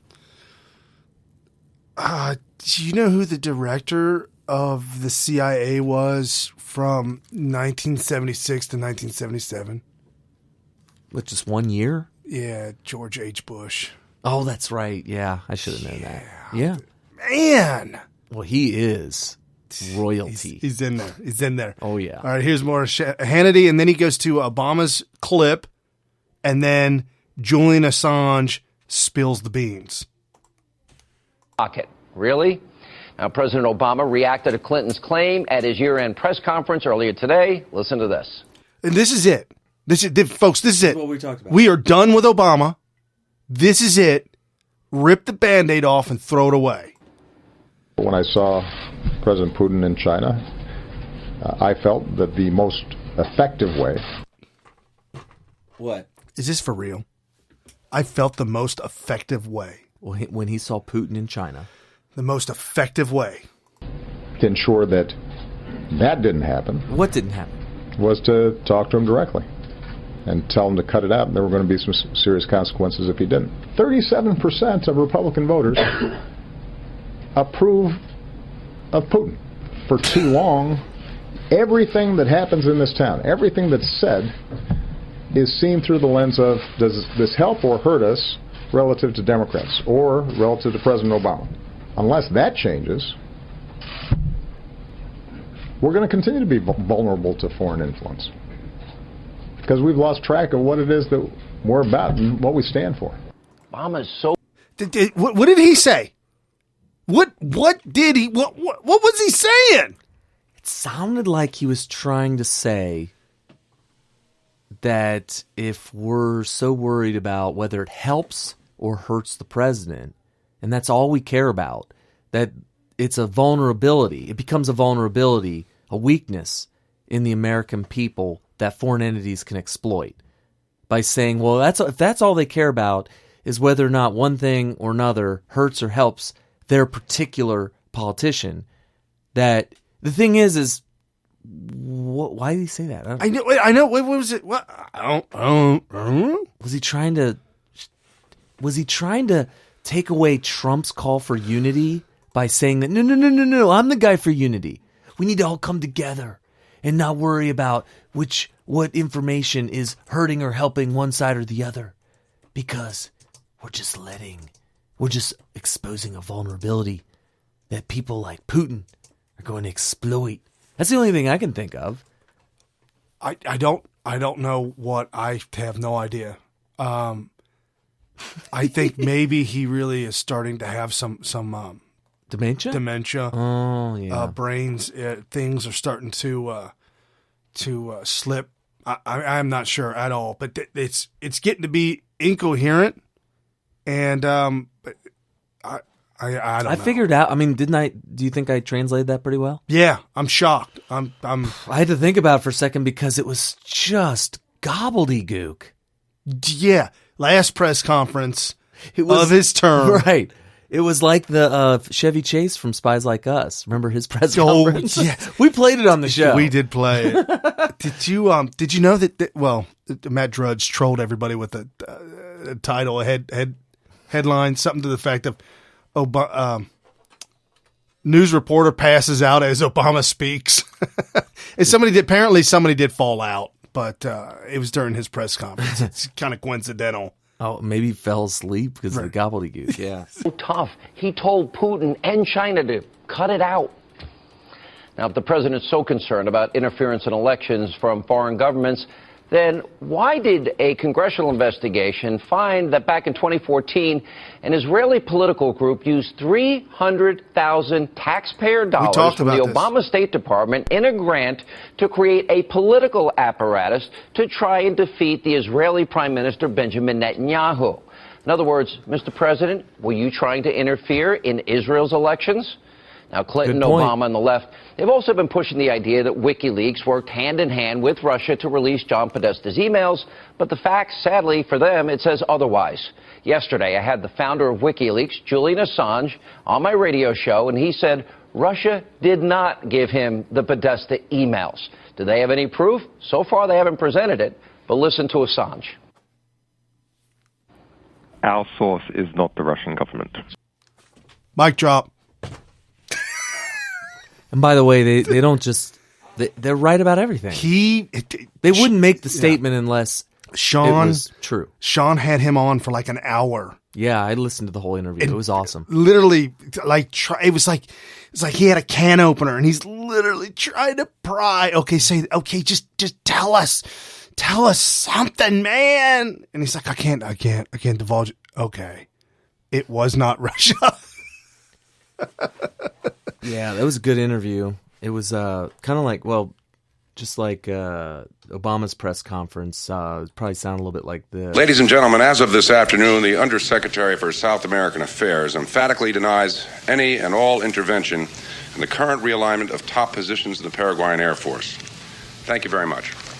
Wait. What about the Paraguayan Army's request for spraying subsidies? Are there any Paraguayans here? No?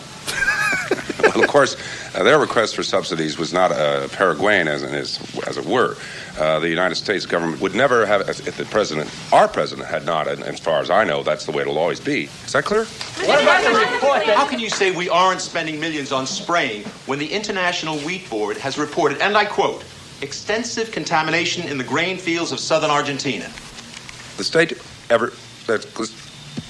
microphone's cutting out on us. I'm awfully sorry. However, unstate, so I must go. So did you hear that the mainstream media is imploding because the press corps is changing? Oh, yeah. There was because they possibly lose their job, becomes obsolete. Isn't it obsolete now? I mean, haven't we proven that? Trump has proven that, and they're hating on him for getting the information out on Twitter before they get it. Well, he's cutting out the middleman. That is correct. He's going, and that's another thing too. With technology the way it is, and you got to understand, folks, the left, that's all they have is control over us. Free speech. They got to get control of free speech. Got to get control of our guns. They got to control the people. That's their gig. That's what they do.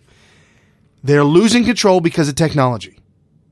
They're losing control because of people like Kerry and myself. Yep.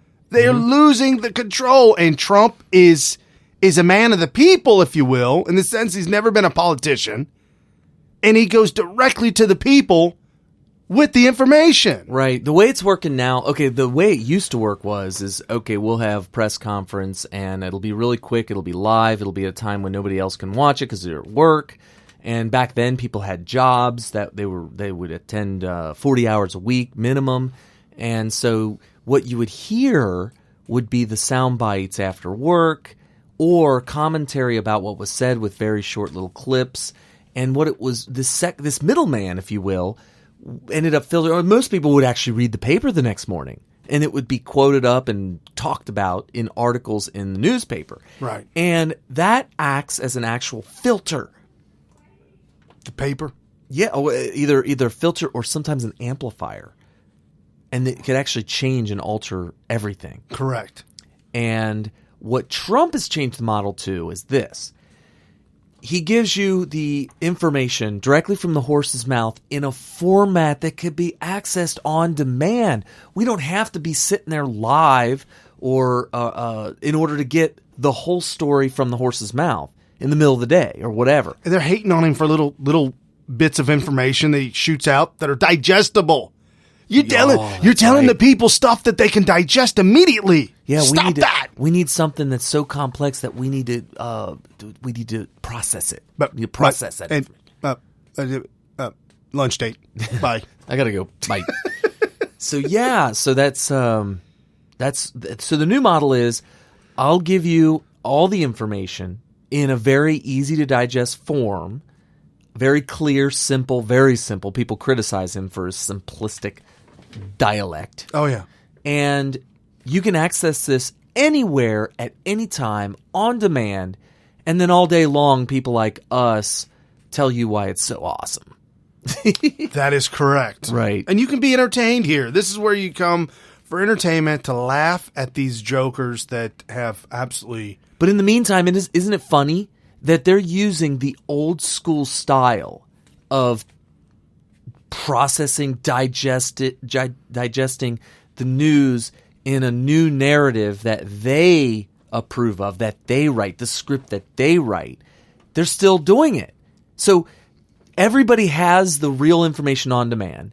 Everybody is more increasingly listening to real news like us and the Mike Cernoviches and the Molyneux and the Your Voice radios and all these places that people are going that they could get on a daily basis, and they're hearing what the real truth is, and then they go back and they listen to CNN and MSNBC and even the nightly news. Do you know every morning when I wake up, because I don't have cable, which you should cut the cable, but I don't have cable either, folks. Good Morning America comes on Channel 12 every morning. Okay. ABC. Okay. And they are just dumping the lies out of a dump truck. Have you ever seen those 18-wheelers with the full-size trailer that actually dump like a dump truck? Oh, yeah, those things are That's massive. what they got. That's what? Yeah, they pull up with one of those things. Just start dumping. And just, wow. Have you ever seen the one that dumps on the side? That's more like what this is. Holy smoke. So that, and it's full of the fake news lies. Every morning I listen to it and I'm like, what are they saying? They're just like totally regurgitating the lie based on the fake narrative. It's total fiction. And these are people that say it, good morning, America. Happy Tuesday to you. And today Donald Trump is denying these facts that Vladimir Putin has been totally hacked the election, and it's a real shame. But anyway, how's your morning going for you? Back to you, the weather, and Brian Smith. He denies. He won't even accept he won't accept the fact. He won't accept intelligence briefings. Yeah. He's not even taking a briefing. Well, that's a real shame. How's the weather going in your neck of the woods? Oh, it's pretty good. And we've got Alice, who's just turned 119 years old. Happy birthday, Alice. That's exactly how it is in the morning show. And I'm listening to this like, dude, you just dumped a steamy load of lie on the people. What are you doing? And you want to talk about Johnny-come-latelys. Can I tell you about a Johnny-come-lately on fake news? Yeah. You've been hearing, and everybody knows that Facebook is in the tank. Fake news in the tank. About that this week, yeah. Go right. ahead. They're in the tank for the fake news and the lies and they're going to be the new fake news. They are currently going to be the new fake news. Yep. Mm-hmm. And they've got fact checkers to now check them. Did you hear about the fact checkers? I did. I heard that the system. You tell me if I'm right. This is what I heard, and you tell me if this sounds about what you heard.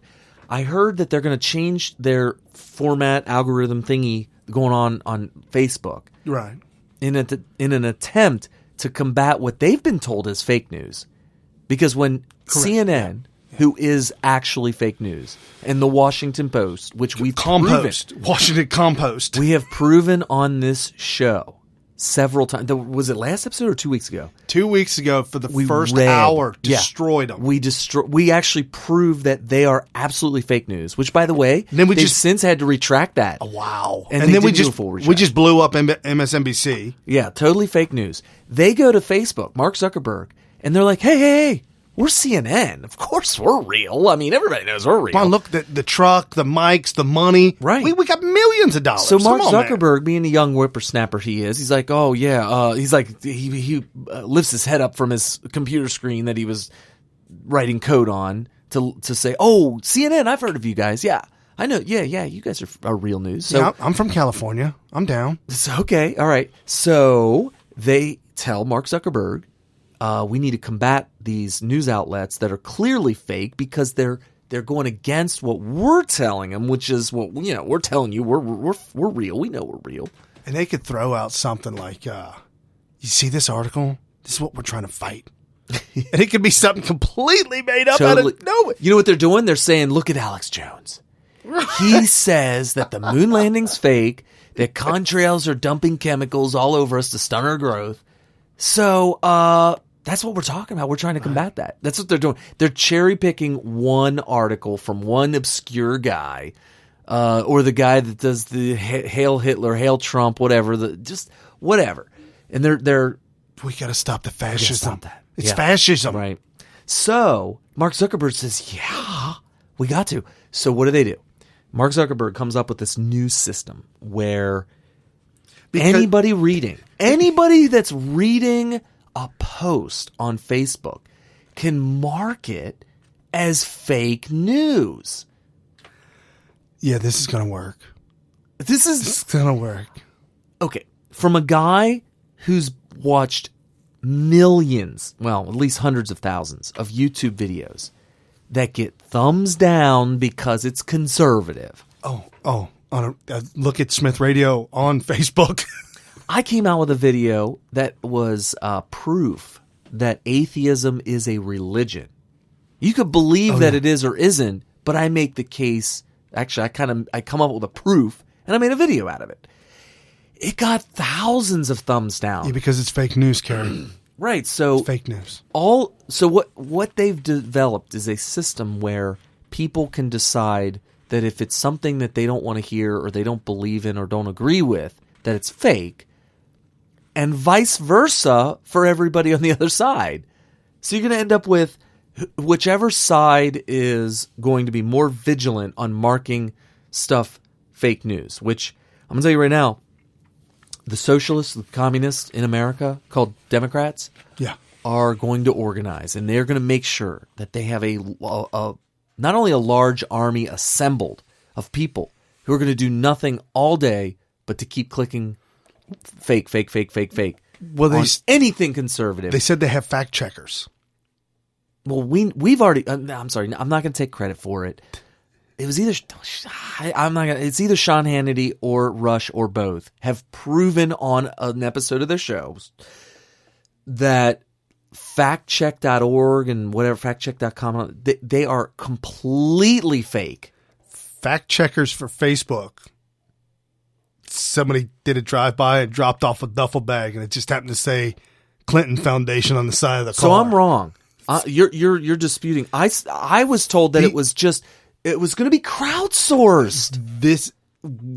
It may be, but they are implementing fact checkers initially that are going to be paid employees. They are paid for, and they will be paid for by the Clinton Foundation and Mark Soros. Wait, George Soros. George Soros. Mark Zuckerberg. And then it is a fact. Snopes is hiring more and more leftists. Well, they're already fake news. Right. Mike Cernovich, I didn't know much about Snopes, but he said, you've got to read this whole thread. And I'm like, ooh, intriguing.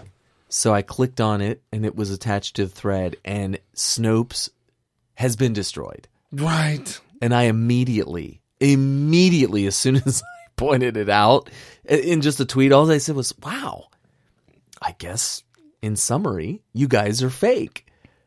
Immediately got blocked by all of their writers. Of course. Yeah, immediately. And so I screenshot their block page of me. Right. And said this was their argument, literally. Like their first response, their comeback to me was, "You're blocked." They're begging, please let us label these guys as fake. Please let us label. So anyway, wow. I need to. By the way, on Twitter, I love lists. It is my offensive weapon. I tell you what, people. I am bad with it. Well, and something that's happened, though, is that I've seen is I like the lists, especially when they put you on a Trump supporter list. By the way, if you put me on a list and I don't like it, I have a list called puts people on stupid lists.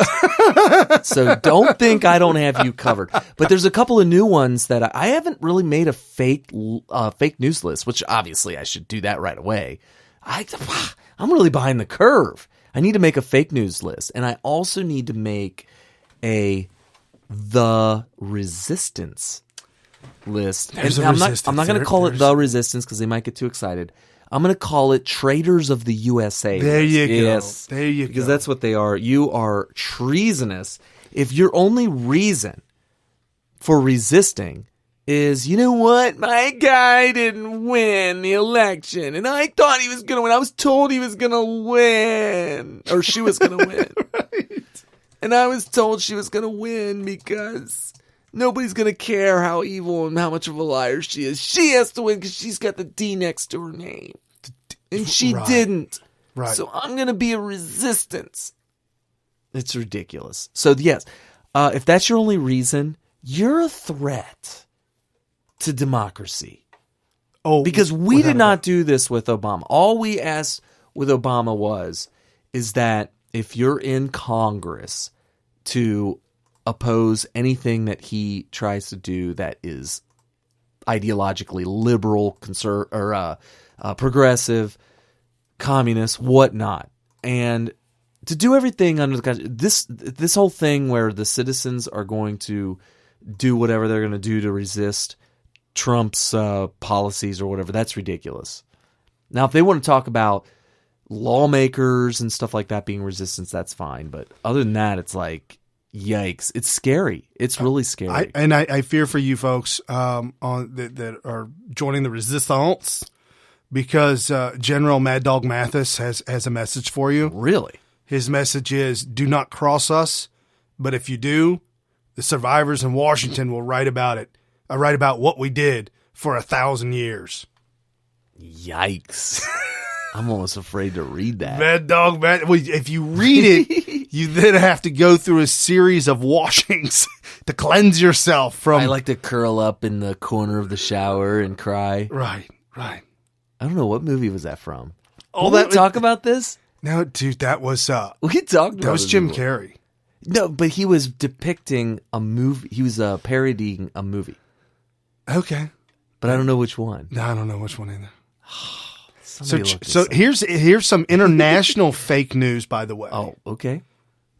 This thing going on in Syria, and I'm only bringing this up because Obama brought it up, and basically said we'll do whatever we have to do. Obama made the comment last week that with the Syrian president Assad, that the only answer in Syria, because it's a civil war over there, that's what he's telling us, the only answer in Syria is regime change. Okay. Which means removing the president that was elected, Assad, who's being supported by Russia. Okay, which is true. Mm-hmm. And the people elected him.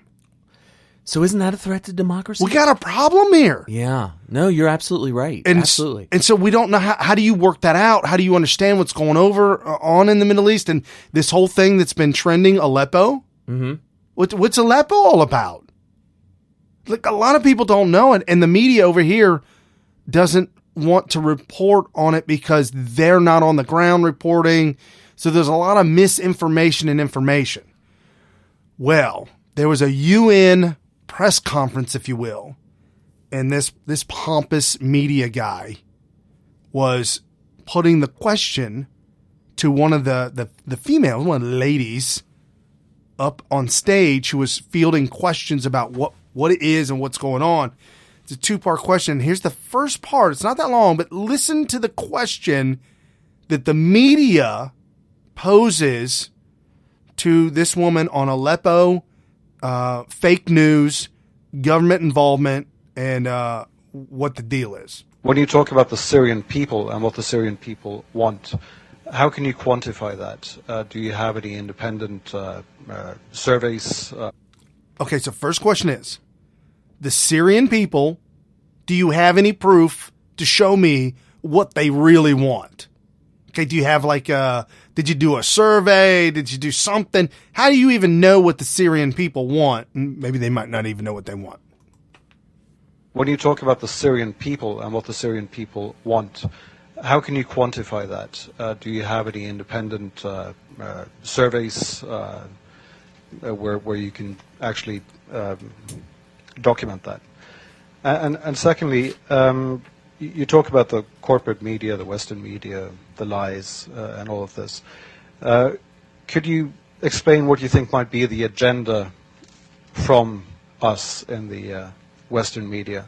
Dude, he's so taken with himself. Like, he's really... Is this a question? Yeah, he's like posing... I know what you think of me. Why? Look at me. Why you not believe me? Why you call me fake? And why we should lie, why the international organizations on the ground should lie, why we shouldn't believe all these absolutely documentable facts that we see from the ground. I love it when they say documentable facts. On the ground. Wait, on the ground. Hold on a second. A fiction writer documents made up facts. Okay. They're documentable. Now he's calling out. He's telling her, I've been reporting on Aleppo, Syria, and the Syrian people. I've been reporting on them based on documentable facts on the ground. Because he documented them. No, he got them from somebody who documented them on the ground. But he could have documented them too. He could have, but it would be easier for him to stay in Britain, safer. Oh, he didn't go there. No. So somebody documented them, and he looked at them and said, these were documented. And so the facts that you documented obviously are documentable because you documented them. But if he didn't document them, there have been questions as to whether or not they were documentable. Well, he asked the guy at what degree were these documented. What is the degree of certainty? The guy said, is it certainty? Yeah, my degree in certainty is high. I got a degree in higher certainty. Hospitals being bombed. These civilians who are talking about the atrocities that they have been experiencing, how can you justify calling all of us liars? Sure. Thank you. I mean, there are certainly honest journalists amongst the very compromised establishment media. Okay, she's like, you're not all liars. Well, that would be a statement that I could definitely make myself. Yeah, I mean, I could make that statement. You can't say all y'all are liars. Right. Because that would include Sean Hannity. That would include Rush. And I consider him establishment because he has multi-million-dollar contract and a big, big station. And he's on Fox News. Yeah. I mean, what else? He's established. Lou Dobbs? He's established. Varney and company?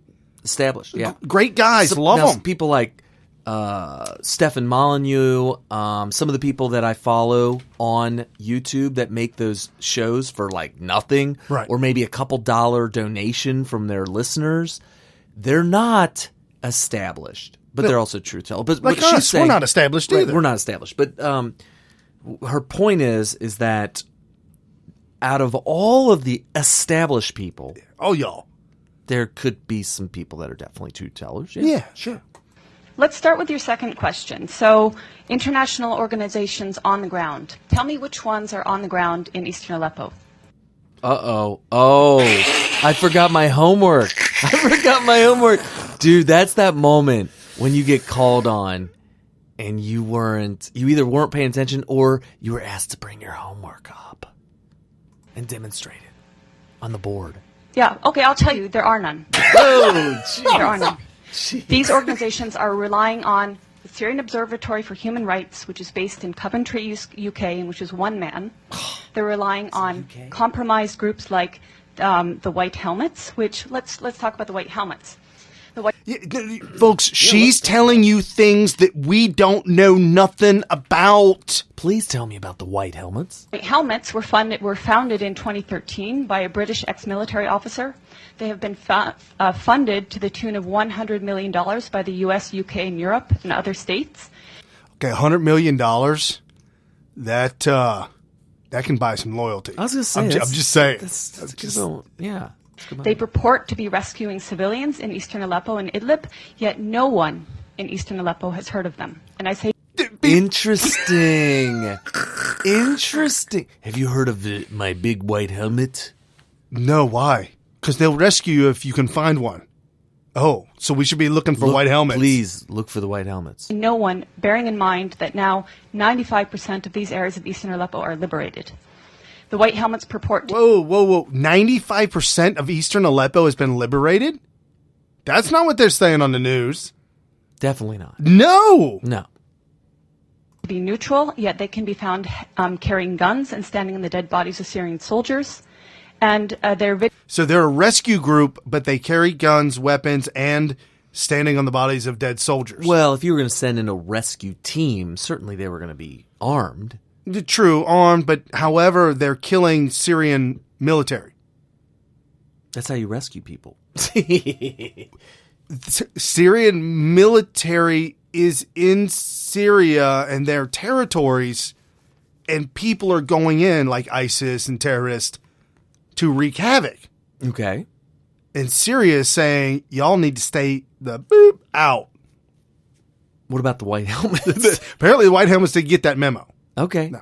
Video footage actually contains children that have been recycled in different reports. So you can find a girl named Aya who turns up in a report in month, say, August, and she turns up in the next month in 2 different locations. So they're reporting on rescuing a handful of people, and they've got the list of people, and this girl and multiple other people have been rescued multiple times on multiple lists, different months and different locations. Literally recycling news. Right. That's called propaganda. Oh, yeah, yeah. So they are not credible. The SOHR is not credible. Unnamed activists are not credible. Okay. That was her first part about all of the white helmets, and then none of that's credible. Twice maybe, but every time, not credible. So your sources on the ground, you don't have them. As for your agenda, not but the agenda of some corporate media, it is the agenda of regime change. How can... Okay, did you hear what I didn't make this up. What did I just say before the clip that Obama said verbatim?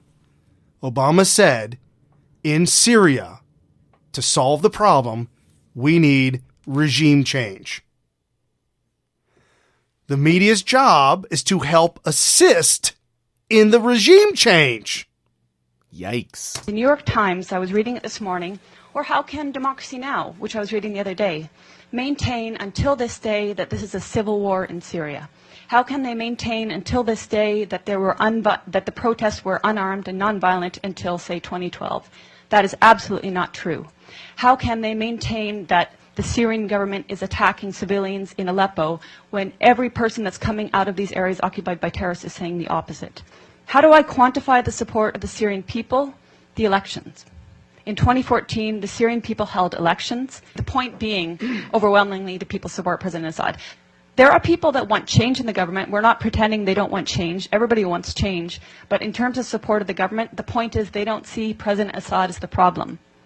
They see the problem as terrorism. They see elements of problems in the system that they have there. But President Assad, they don't see as the problem. They actually overwhelmingly support him. So I'm basing it on their choice in their leader, and I'm basing it on my interactions with people in Syria. Mic drop. She literally... Makes sense. It makes sense because, okay, what was the deal with him gassing? Using gas on people, the red line drawn in the sand, right, and all that kind of stuff with Obama. Is that fake news? Is that a red? What do they call that? A false flag? Yeah, false flag. Like, hey, we need to get rid of this guy because he used gas on his people or whatever. It's like Saddam all over again. There's actual critics of the people who wanted Iraq war that say that Saddam Hussein used VX gas that we sold him. Business Insider. Why does Assad keep dropping gas bombs on Syrian civilians? And that was the only argument that made any sense whatsoever that with regards to the argument to remove him from power. UN proves Assad regime dropped chemical bombs on civilians. Thank you, UN. UN. And then here's this one by The Guardian, which we fairly much trust. Assad did not order Syrian chemical weapons attack. Who would have? Was there a rogue agent? Or did the gas not happen at all? Or was it a false flag where America dropped gas and said, oh, look what Assad did? Why? And then there's another one by U.S. News. Why would Assad gas his own people? Well, they have that kind of infighting between the different... Russia Insider. Now here's propaganda. Assad did not gas civilians. Russia Insider. Is it supposed to be propaganda? Well, Russia's down with Syria. Russia's down with Assad. Right. And this is Russia Insider. Whether they're a government entity or not, you never know. I mean, RT, Russia Today... they heard they get a lot of funding and they get a lot of pressure from the Kremlin. You know, I don't know. To report a certain way. Right. I honestly think that there is a really dumb. It's just ignorant as far as I'm concerned. Here's another one. March 2012. Why? Syria's Assad can't stop killing his own people. Okay, that sounds fake. It almost sounds like a Onion article. CBS News. Did Assad order the sarin gas attack? Stay tuned. When did you stop Right. When did Assad stop dropping gas on his people? Right. That's what it was. So here's the thing. That's if I ever get an interview with him, that's the first thing I'm going to ask him. So, Oh, yeah. when did you stop gassing your people? Oh my gosh. So, I mean, think about it. This is what's going on over in the Middle East. We don't know. This is under Obama's reign of terror in the Middle East. He's completely, and I've said this before, look at Obama's track record. Look at the last 8 years. Look what him and Hillary, and when I say him, whatever Hillary has done, he owns it because she's not in power. All that she has left in the wake of her disastrous Secretary of State reign, everything she's dumped, a hot mess, Obama owns it. It is his mess. Mm-hmm, right. Because he put her there. We go to Muammar Gaddafi. Mm-hmm, right. In Libya. I mean, it is a complete and utter disaster. She took credit for killing him. We came, we saw, he's dead. And she was laughing about it and totally took all the credit for it. Even that might even be a lie. Maybe she didn't. Maybe she shouldn't take credit for him dying. Maybe the people just rose up and killed him. I don't know. But there's other inside stories to that, saying that Muammar was attempting to assemble all the oil-rich countries that were being taken advantage of by Saudi Arabia. Mm-hmm. And they said, okay, we're going to come up with this gold coin, and this is all we're going to take for oil. Okay. We will not sell oil on credit or cash. Okay. Gold only.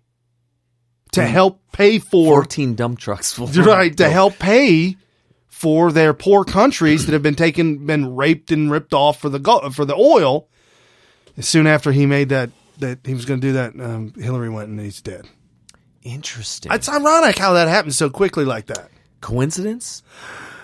Saudi Arabia involved? Anyone? Well, by the way, Saudi Arabia makes these random $25 million donations to the Clinton Foundation. Unprompted, no reason, just, you know what? I just feel especially generous today, and I have $25 million burning a hole in my pants. Anyone? Bueller. So, I mean, look at it. You've got the unbelievable instability, and even Trump even touted this during the election. ISIS was not even invented when Hillary took power, when Obama took power. There was so we didn't know the word ISIS, much less ISIL. That's so stupid. Which I don't even know if he's still using that now. I guarantee you. He's still using it. He ain't letting it go. No. Yeah. He's like, I'm a leader. I'm a trailblazer. I'm going to start saying it and everybody's going to catch on. Event one day. It'll go viral. One day. Yeah, you keep hacking away at that monster. He won't let it go. No, so ISIS wasn't even, they were the founders of ISIS. ISIS is now in 38 countries. Well, they certainly are in America. Mass murdering in Europe, mass murdering in America. They're all over the world. San Bernardino and all that stuff. Yeah. Right, France. I'm just saying, folks, everything Obama has done, everything that has happened under his watch, he owns. He's just absolutely pathetic, and it's just awful. It's awful. And you want me to now believe, based on him screaming woof for 8 years, I'm supposed to believe that regime change is best in Syria? Well, what's the big philosophical problem with regime change? Is that it's a democratically elected leader. And I don't want regime change in America unless it's democratically elected. And this one thing I give Glenn Beck credit for. Glenn Beck said that a civil war will not end well in America. Not today. And it won't. It won't. Civil war would actually probably keep Obama in power. Would it not? Well, yeah, because then the martial law will be declared. And then it will be understood that the American military force needs to be deployed in America, just like it was in 1860 or 1861, whenever Civil War began, where it was the American military that unified the country again by defeating the South. So it would be that same thing under Obama's commander-in-chief, where he would bring in B-52s to carpet bomb places like Cincinnati, Ohio, and, We're hot on the list. This is He may even deploy nukes. Who knows? So now I'm supposed to believe, the media wants us to believe, and Obama wants us to believe, the best thing to do, 1, punish Russia, and 2, regime change of another country. How is that? Another democratically elected leader. You want to hear what Krauthammer has to say on Obama's history or legacy? Let's hear it. Obama says we don't need a full overhaul. He's either in denial or he's trying to protect his legacy. The reason that you don't need a full overhaul is that there's no way to overhaul rubble. He's been in office for 8 years, and what he's left behind, he did okay. He won twice re-election because he's one of the great campaigners in American history. But every other election where he wasn't at the top, party was shellacked. Somebody once said of the 2010 election, the midterm, that it wasn't an election, it was a restraining order. What Obama leaves behind after 8 years is the loss of 10 senators, 14 governors, the loss of 31 state houses, and of 63 House seats. The Democrats are at the lowest ebb in the House than they have been since the 1920s. If you look at a map of the U.S., there are about 5,000 counties, of which Hillary Clinton won 300. I mean, if you draw a map of the country, who went where, it is red from sea to shining sea with these little concentrated, heavily populated pockets of Democrats. So this is real trouble, and the problem is because of the decimation of the party, they have no bench. When you talk about the vice president being the face of the party now, that tells you how decimated the party is. Nice. That's pretty much it. Can you play the first couple seconds of that soundbite again? I want to comment on something. Obama says we don't need a full overhaul.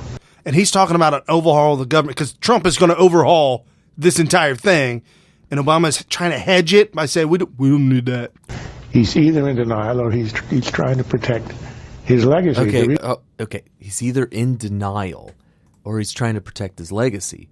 I think my argument has been, if you follow me on Twitter, that couldn't it be both? He's protecting he's protecting his legacy and he's in denial. Absolutely in denial. He has this false belief, and the reason why is he's high up in his ivory towers, that the American people really truly do want Obamacare. Whether they like it or not, they're going to have it.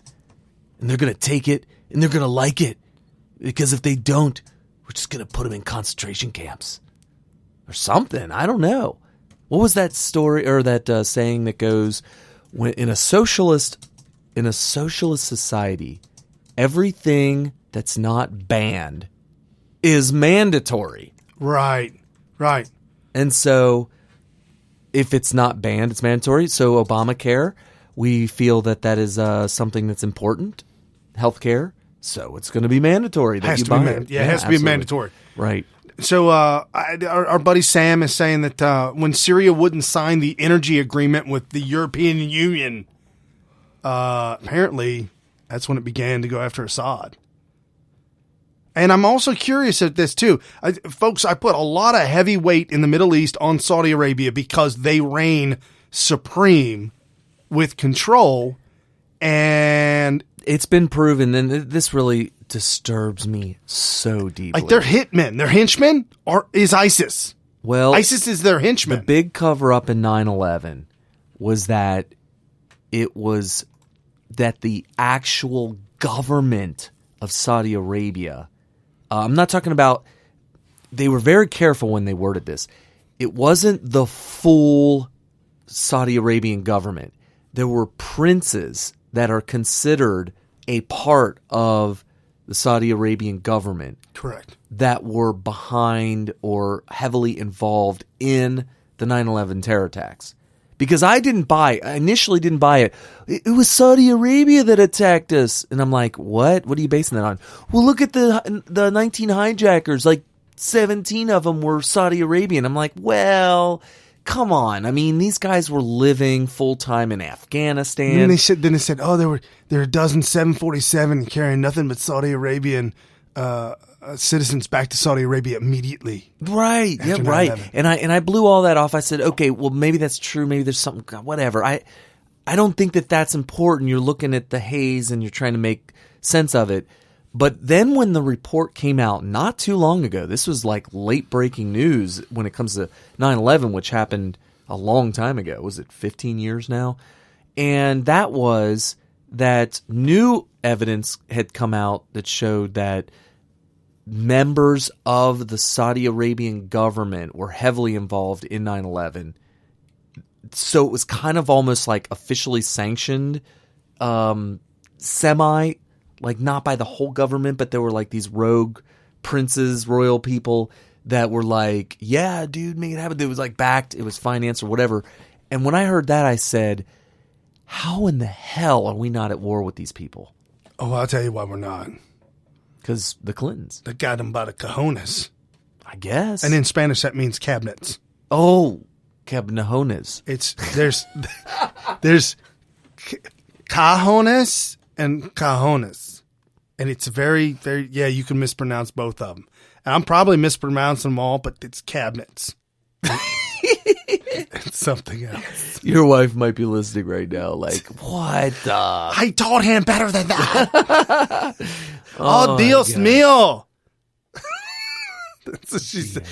When she gets upset. Oh, yeah, Dios mío. Oh, she kind of says it under her breath, though. Yeah. Funny. Love her to death. So, but yeah, you know, I don't know. You get what you get when you're in bed with the devil. And the older I get, the more I'm seeing that, folks, this is all black and white. There is no gray area, no shifting of gray. It's either you're on the team that is bad, or you're on the team that's good. When we first started this show, we had these black, white, and gray conversations. Remember that years ago? I'm convinced there's no more gray. Well, we made the case for you youngsters out there. Because when we first started the show, this was a show for youngsters to listen to that are a little lost. And we're going to help you find your way. Right. And we would talk about the difference between black and white and gray. And we were like, okay, there's black and white. Gray is that hazy area that you're in. The argument is for these young whippersnappers that think they're so brilliant. They think they know everything. They're geniuses. They know better than their elders. Oh, yeah. That there's gray area because the answer isn't always so clear. But what they fail to realize is the obvious, which is that the reason it's gray in your mind is because you lack the experience and wisdom to be able to see what the answer is. Right. And so you call it a gray area. Right. And if you think convincing the electorates that voting for Trump would destroy America, you're in a gray, hazy funk of psychedelic, tropic, drug-induced, or if you think that mental state. Here's a good one. Let's say you're from. I'll flip it. Let me flip it on its head. Let's say you're in California, and I don't even know what the percentage was, but Hillary Clinton won that overwhelmingly, right? Yeah. Now, what if you were to say, yeah, but you know what? Trump won most of the states. Y'all should go ahead and be conscientious objectors or whatever. What do they call them? No faith? Faithless. Yeah, faithless. Faithless electors. You don't need to be voting for Hillary Clinton, who won overwhelmingly in California. You should vote for the one that won most states, which was Trump. Now, what's the problem with that? The state voted for Hillary Clinton. So I flipped it. They're all saying, whoa, whoa, whoa, all you people in Texas, you should be faithless electors. And you should vote for the one that won the popular vote in America, the whole country. But they didn't vote for Trump directly. They voted for who Texas should vote for. Right. So why Texas overwhelmingly voted to vote for Trump? Right. Why would you Why would you tell your fellow Texans that, well, you know what? I know we all agreed we're going to vote for Trump, but I heard change our minds. What is that? Wait, Saturday Night Live gave me a heads up. Oh, really? Okay. They told me that there's a $1,000 fine if they don't vote Trump. Okay. Did you see that? Well, I've heard that before. I didn't hear the Saturday Night Live version. Did you hear you didn't see the skit? No. This is god awful.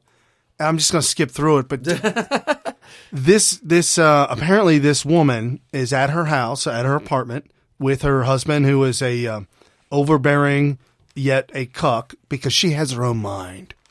The doorbell rings as they're watching TV, and she gets up to answer the door.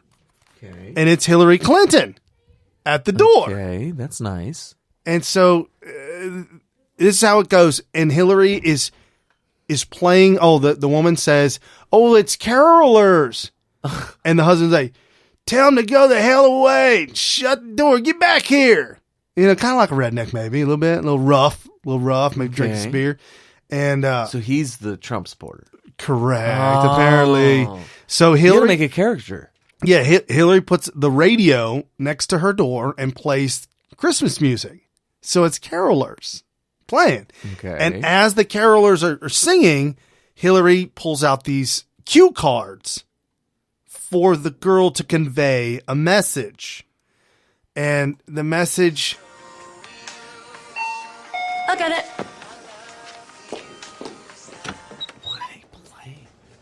Oh, hi.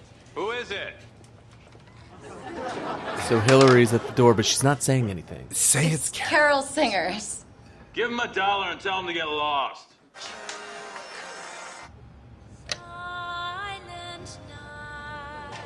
So she cue cards, then it says hi. Switch another card. It's me, Hillary Rodham Clinton. And she does the hand gesture of hi, like a puppet. In the 70s, I worked for Children's Defense. And the woman say, "Come on, hurry up. I ain't got time for this." Go through all the cue cards. She's skipping through all the cue cards that she was going to show her to rehash all the things that she guess she's credited for. Okay. And said, "Let me just say, because it's Christmas, and at Christmas you tell the truth, I know you're an elector." So this woman is an elector. That's why she's at the home of this woman. So I'm going to fast forward. Okay, so she does a lot of these cue cards. Okay, now she's at the cue card, says, okay. And she says, "I'm cool. So, you know, just vote for literally anyone else like John Kasich, Tom Hanks." Oh, it's so funny. I don't know who Zenda is. The Rock. Vote for The Rock or A Rock. Yes, you incur a $1,000 fine. Next cue card. But to that I say... What? And she opens up the check. And it's huge. It's like 4 foot across. And it's colored in the Hillary Clinton blue and red symbol. And it's a check for $1,000. I believe that would definitely be illegal. Well, unless you're Clinton. Well, I mean, I guess. And you pay it out through the foundation, nonprofit. But are they allowed? Services rendered. Ha ha. Cue cards. Ha ha ha. Ha ha ha. I'll let you go now. But just know this, another cue card. You is kind. You is smart. You is important. Is that this movie? No. I don't know. What movie is that? They're making a reference to a movie. There's a reference to a movie there, I think. And what's funny is that the movie's so obscure that we don't even know. If I don't know, this skit bombed. But let's see. And it says the next cue card, I've literally never seen a movie. Anyway, enjoy your holidays.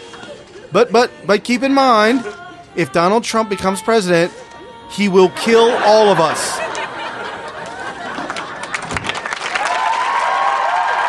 Yikes. What?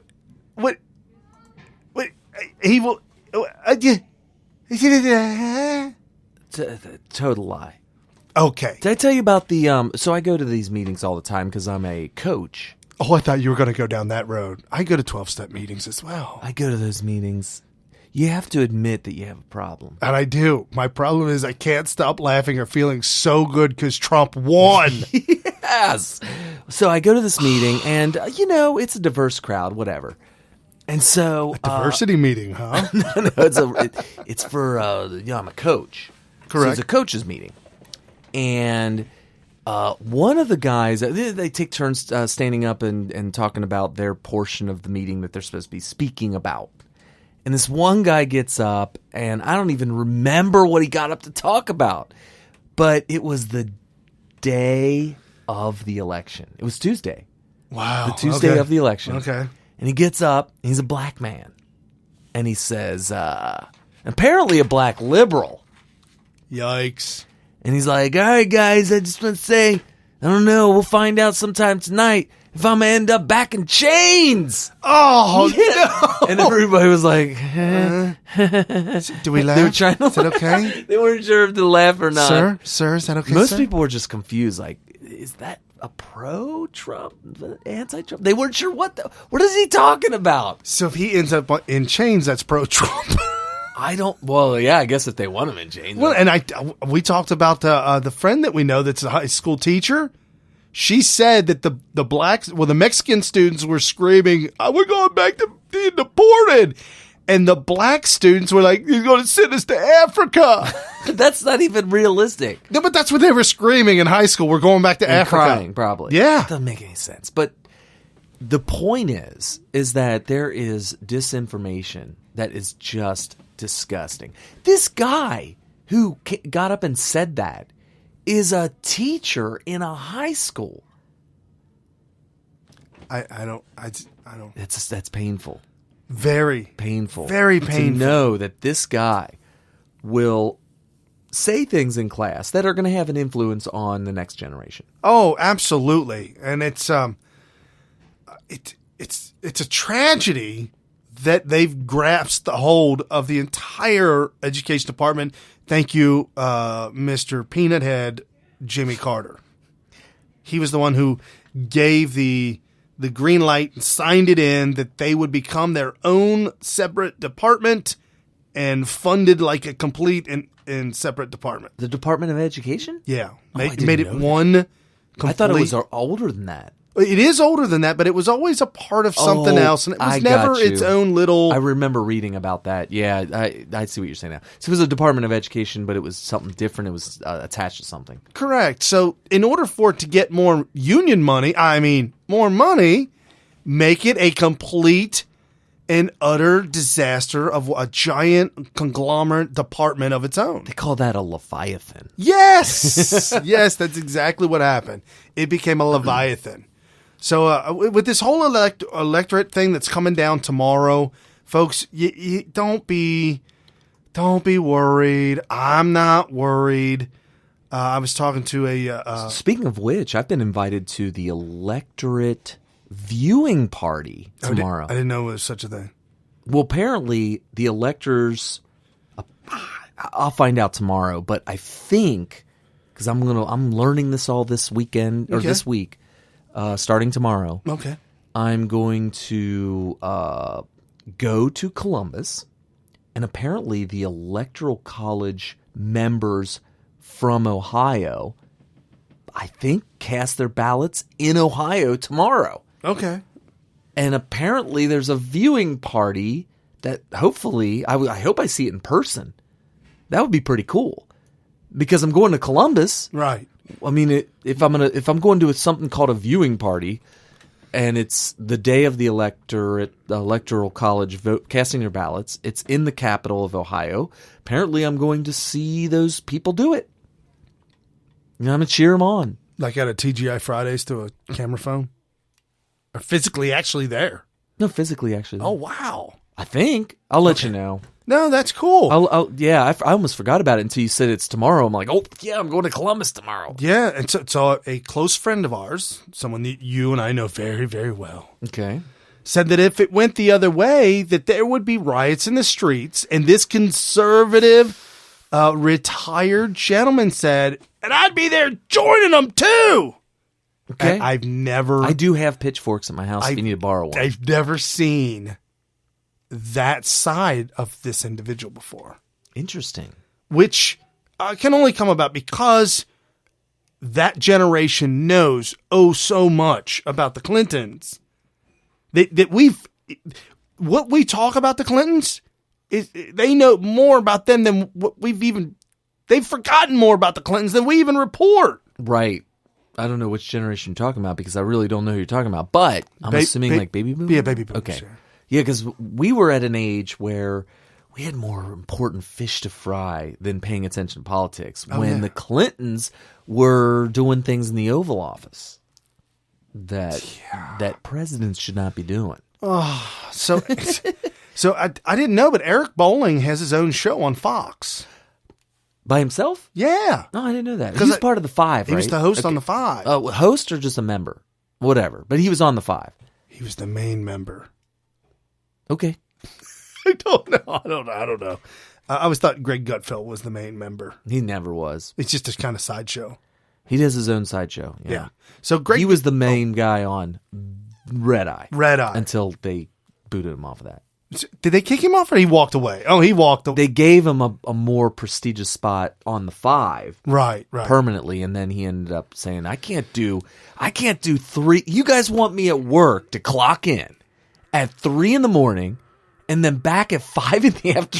That don't make never mind. Could you imagine having a job like that? I need you here at 5 p.m. Okay, all right, I could do that. Mm-hmm. And then again at 3 a.m. That would suck so bad. That would be awful. So awful. So anyway, so Eric Bolling has his own show, and this was his opening comment, or this was they all have their little rant. Like Sean Hannity. It's called a monologue. Yeah, they all have their little monologue. And so this was Bolling's monologue on this entire wrap-up of the last year. Just this week, a House Intel Committee meeting was canceled. It was. Oh, by the way, that's the reason why I had the sound clip, because that was big breaking news. CIA had an Intel meeting that they were going to meet and expose the details of Russia. Okay. However, that meeting was canceled. Why? Oh. Supposed to be a closed-door briefing on the alleged Russian hacking and whether that influenced U.S. elections. So, why was the closed-door meeting, on the record meeting, canceled? It was canceled because the CIA refused to make available any intel official to that committee. It begs the question, did the CIA, after claiming to have proof the Russians hacked and therefore influenced the outcome of the presidential election, did they find new evidence that may have reached a different conclusion, that the Russians likely did not influence the outcome of our presidential election? Congressman Peter King flatly accused the CIA of playing politics. Not only that, but Peter King has also called for an investigation into the head of the CIA. Meanwhile, 59% think Russians had no effect on the outcome of the election. I know that. That is a fact. That was a new poll that just came out. What was the percent? Like 58? That's way low. 59%. I'm not happy with that. No, I'd like to see it up in the 80s. Well, 70s, at least 70s. Let me say this with a caveat.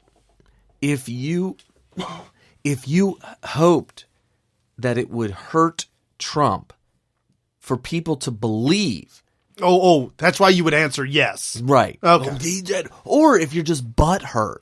Right. If you're butthurt that your girl, your criminal, lost the presidency, the presidential election. Right. Then I could see you answering that way. But I would like to hear honest, unbiased answers. And I would hope that would be closer to 90%. Right. If you took the individuals and you asked them the question, do you think it influenced the election? They said yes. And then you ask them again, who did you vote for? Hillary or Clinton? If you get them on a lie detector, tell the truth. And they said Hillary. I would like to hear how many of them would say that I did vote for Trump. I like Trump and everything, and I really wanted him to win. I didn't think he would win. But now that he did win, I'm starting to think that it was probably Russia. That influenced me. Well, that's a whole different story. No, he didn't influence me, but there's a lot of stupid people out there. And those stupid people, they don't have minds of their own. They can't think for themselves. They need to be constantly influenced by everybody. And for that reason, That's why I'm telling you that Trump won because of Russia's influence, not just because there's other people like me out there who actually voted for Trump. I don't believe any of that for a second. Sir, are you projecting? No, I do think for myself, okay. And that's why I did vote for Trump. Okay. But nobody else did. This doesn't make no sense. I know. So let me get this straight. Just after the election, Hillary was so distraught, she refused to come out from her hotel room to concede. There are even reports she blamed campaign manager Robbie Mook. Dude, she punched him in the face. Yes. There are some extremely credible, high degree. It's high degrees. They have a PhD in certainty. I want to. Okay, you get a PhD in certainty, and I'll get a PhD in credibility. Okay, all right. And so we'll have a high degree in credibility and certainty, dude, on the back wall. We'll post it. That would be hilarious. I got to get this poster made. Degrees of certainty and degree of certainty is hilarious because they constantly use that phrase. But anyway, and top advisor John Podesta, I guess it was their fault she lost. Oh, but by the way, she was in a drunken stupor. She was in a fit of raging, violent. Yeah, they said that she had to be put in a straitjacket. They had to hit her with a tranquilizer they use for elephants. Wow. No, I'm joking about that. They did say she had to be tranquilized. What? Yes. Like she's an animal? Well, because she was getting ready to put herself into a very dangerous situation. She was uncontrollable. So they put her down. Then 2 weeks ago, it was FBI Director James Comey's fault. But Comey was their hero the weeks before the election when he recommended no indictment of Hillary Clinton. They're all attacking Comey and calling him a Republican now, by the way. Just to let you know. Comey's a Republican. How convenient. For her email scandal. After that duck didn't fly, last week voter fraud became the reason for the landslide loss by Hill. Oops. After a recount, Trump actually widened his margin of victory in Wisconsin. Did you hear about this? It's some of the places he widened he got an extra hundreds of more votes. That's not like, oh yeah, there's a couple that were kind of messed up. They're saying hundreds? The entire city of Detroit voted, 50% voted dead. You mean they voted for somebody that's dead? Right. No, they're saying they were dead. They're saying that voted. In Detroit, it was unbelievable, the voter fraud. Because they can get away with it. There's a lot of people that are gone and dead. You just got to scout out the cemeteries. Well, you just go down to one of the subdivisions and you see all the, thousands of houses that are empty. Mm-hmm. You just take all those addresses to get the names. That's it. They vote. All right. Pennsylvania threw the towel in as well. This week it was obvious. It was the Russians. Well, here's a Bolling opinion news alert. The Russians didn't elect Donald Trump. America did. So just stop. Come on, anti-Trumpers. It's over. You lost. Quit whining. I'll say it again. No one told Hillary to coin the term deplorables. And Donald Trump had nothing to do with Obamacare premiums skyrocketing the election week. Those two events took down the worst candidate to ever run for president. Not the worst person. Well, maybe, I'm not sure, but the worst candidate, certainly. The worst candidate. Now, can we get back to the business at hand? Making America the superpower we once were, economically, militarily. We innovate, we create, we make life better for us in the U.S. and the rest of the world. Donald J. Trump is your president, Never Trumpers. Get used to it. You don't like it? Well, there's always France, Canada, or maybe even Cuba. Have a great weekend, everybody. They said Cuba's going to get worse under his brother, Castro's Raul. He's going to be worse. I can only imagine. I mean, it's just... He makes a point that I made several times on Twitter this week that a lot of people, well, most people have kind of gotten away from. And the point is that how are they making this argument that Russia had an influence? Look at the things that happened. There was even somebody that said, yeah, well, we learned all these bad, embarrassing things about Hillary because of the stuff that was revealed. This stuff was not meant for public consumption, and it made her look so bad and embarrassing. I said, we didn't learn anything embarrassing about Trump? The guy said grab the woman in a posse. Right.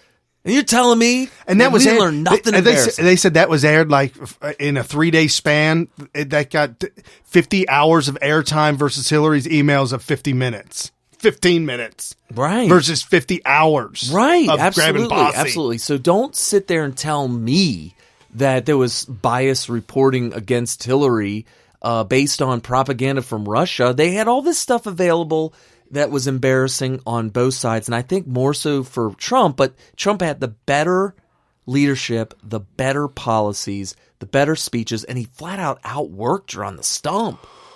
Dude, Five stump speeches a day is dude, what I he heard. went straight beast mode. Yeah. In the last 4 weeks, he was going ape, state to state, city to city, going nuts.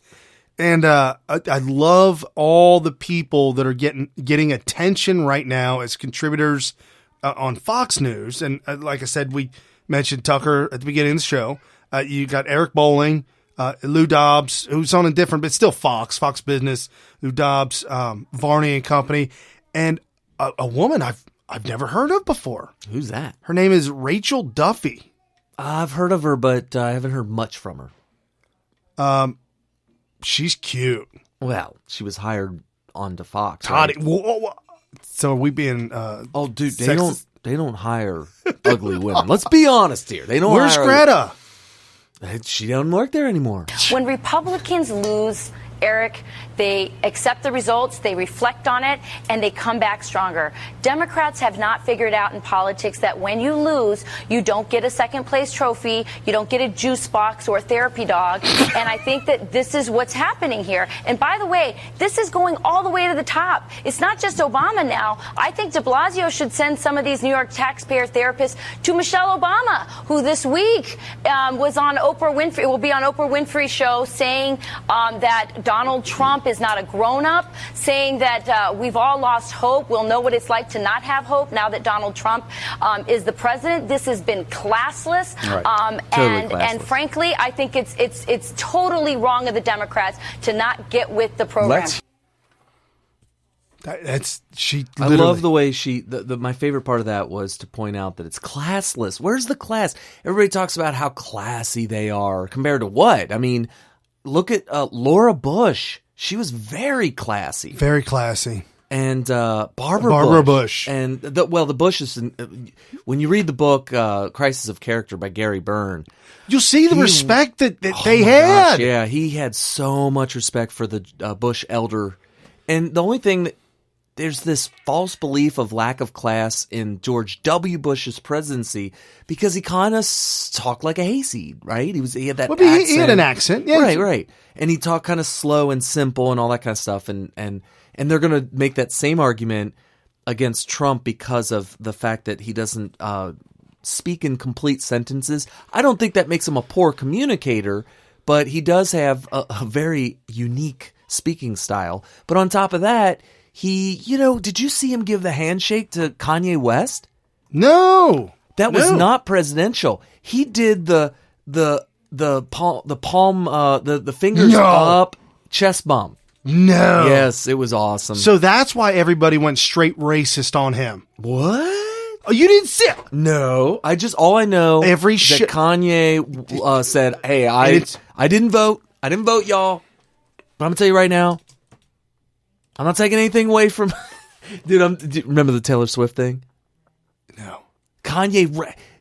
Taylor Swift went up on stage to receive an award at the award show. Oh, was that him that did that? Yes, and he ran up there and said, I'm going to let you speak. And I'm not taking anything away from you, but Beyonce is the greatest person ever, blah, blah, blah, blah, blah. Yeah, that's Kanye West. Also, Kanye West is the one that said George W. Bush doesn't like black people or something like that. For the Katrina. Remember, I didn't know it was Kanye that was Kanye West, dude. I'm telling you, he's an ass clown. Oh, but you know what? This is a guy who's an established, very well entrenched, millennial, young, hip, whatever. And when it comes to the Republican Party or conservatives in general, I'll take him where I can get him. And if he wants to be a Trump supporter, I'll take it. So they went straight racist on Kanye West. By doing what? The nightly show. And this was this was so bad that I listened to the radio at night, 96.5 and 92.5, the Fox. They don't talk about politics, at least not during the hours of radio show. Like the morning talk shows they will, but when they're doing radio, they don't. Well, the DJ came in and said, I don't talk about politics, but I got to bring this up. Oh, boy. This thing with Kanye is just out of control, and it's not me. So he played 3 different nightly comedy shows, and all 3 of them did virtually the similar or the same thing, and they were the whole reference was that Kanye, they didn't recognize Kanye as Kanye. They recognized him as either Obama or a different black guy because they all look the same. What? They're like, oh, hey, look, Trump and Obama got together. Oh, they all look the same.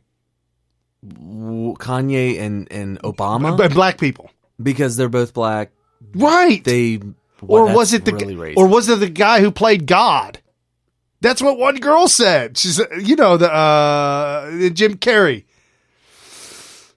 What about him? With the guy who played God in that movie that he was in. Bruce Almighty? Yeah. I didn't see that movie. Okay.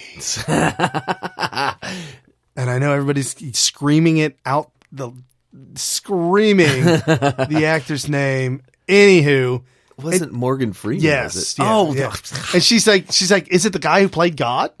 Anytime there's a black president or black God, it's gotta be Morgan Freeman every time. Right. So they went straight racist on Kanye, and that's okay because he was meeting with a white president. It's showing their true colors. Correct. But nobody gets screaming. NAACP's not screaming about other black actors. Nobody's screaming, but it's okay. You're allowed to. I'm George W. Bush, and I approve this message. In fact, I think it is awesome. Hey there. How you doing, America? It's Will Ferrell. I hope you're enjoying the freedoms and liberties that we as Americans enjoy. As you well know, ever since I took office, well, things have been really, really bad. That seemed like a good one. No, you said bad instead of good. Oh, I'm just finding my groove. I'm getting my groove on, as they say. He's playing air guitar on a rake on his ranch. This is what Saturday Night Live does. They create the facts from fiction. Hey, speaking about that, did you hear what old girl from Alaska said? Why am I Sarah Palin? Why is everybody's name slipping me tonight? Sarah Palin. Did you hear what she said this week? This week? Yeah. She said, "Hey, by the way, all y'all up here in Alaska, I'll keep an eye on Russia for you." She said that? Yes, she said that tongue in cheek as a joke because she was SNL making fun of SNL. Yeah, because SNL was the one that said that I can say Russia from my house. And so she said she's going to keep an eye. That was eye. Tina Fey that actually said that, right? And so she's going to keep an eye on Russia. And any of the kids that know who Bush is, they know Bush as the caricature of Will Ferrell. Yeah. Mm-hmm. Wow. That's all they know about him. So they think he's this classless hayseed. But, if you listen to him speak at Ground Zero right after 9/11, his very first trip when they were still pulling bodies out of the rubble. Right. He's a great speaker, and he has a lot of heart. Right. He has a lot of empathy for other people, for his fellow Americans and fellow man. Something on this whole racist thing that you all need to understand. You're not racist. It's the Democrats that are racist, and they make you feel this. If you feel this white guilt thing, it's because they're pressing it on you. And when they say you're a racist, say, speak for yourself. I know it's just projection. You think that people are racist because you're a racist. Well, guess what? If you were conservative, or if you had friends that were conservative, and you actually looked at their behavior and looked at their belief system and all that stuff, you would probably find, and I'm saying looking at it objectively, you would find out that they're not racist and that it's only you that's a racist. And you just think that other people are racist because you think that everybody's like you. That's projection. There is only one group of people, liberals, hate worse than conservatives. That's conservatives who happen to be black. The reason for that is real simple. They resent conservatives who happen to be black for leaving the Democrat plantation. And you could quote me on that. Sir Herman Cain. Sir? Well, Herman Cain. Oh, I was going to say. I was going to say, was he knighted? Dr. Herman Cain. Oh, no, he's not a doctor. He's a businessman. So Biz Herman Cain. Mr. Yeah, okay.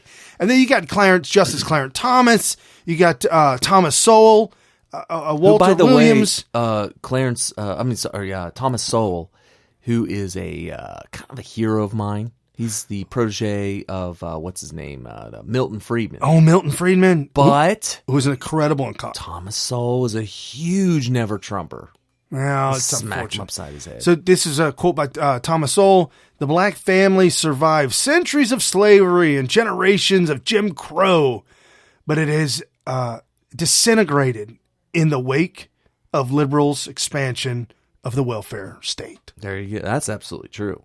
Representative Allen West, who was robbed, literally the election stolen from him by a Native American. Hmm?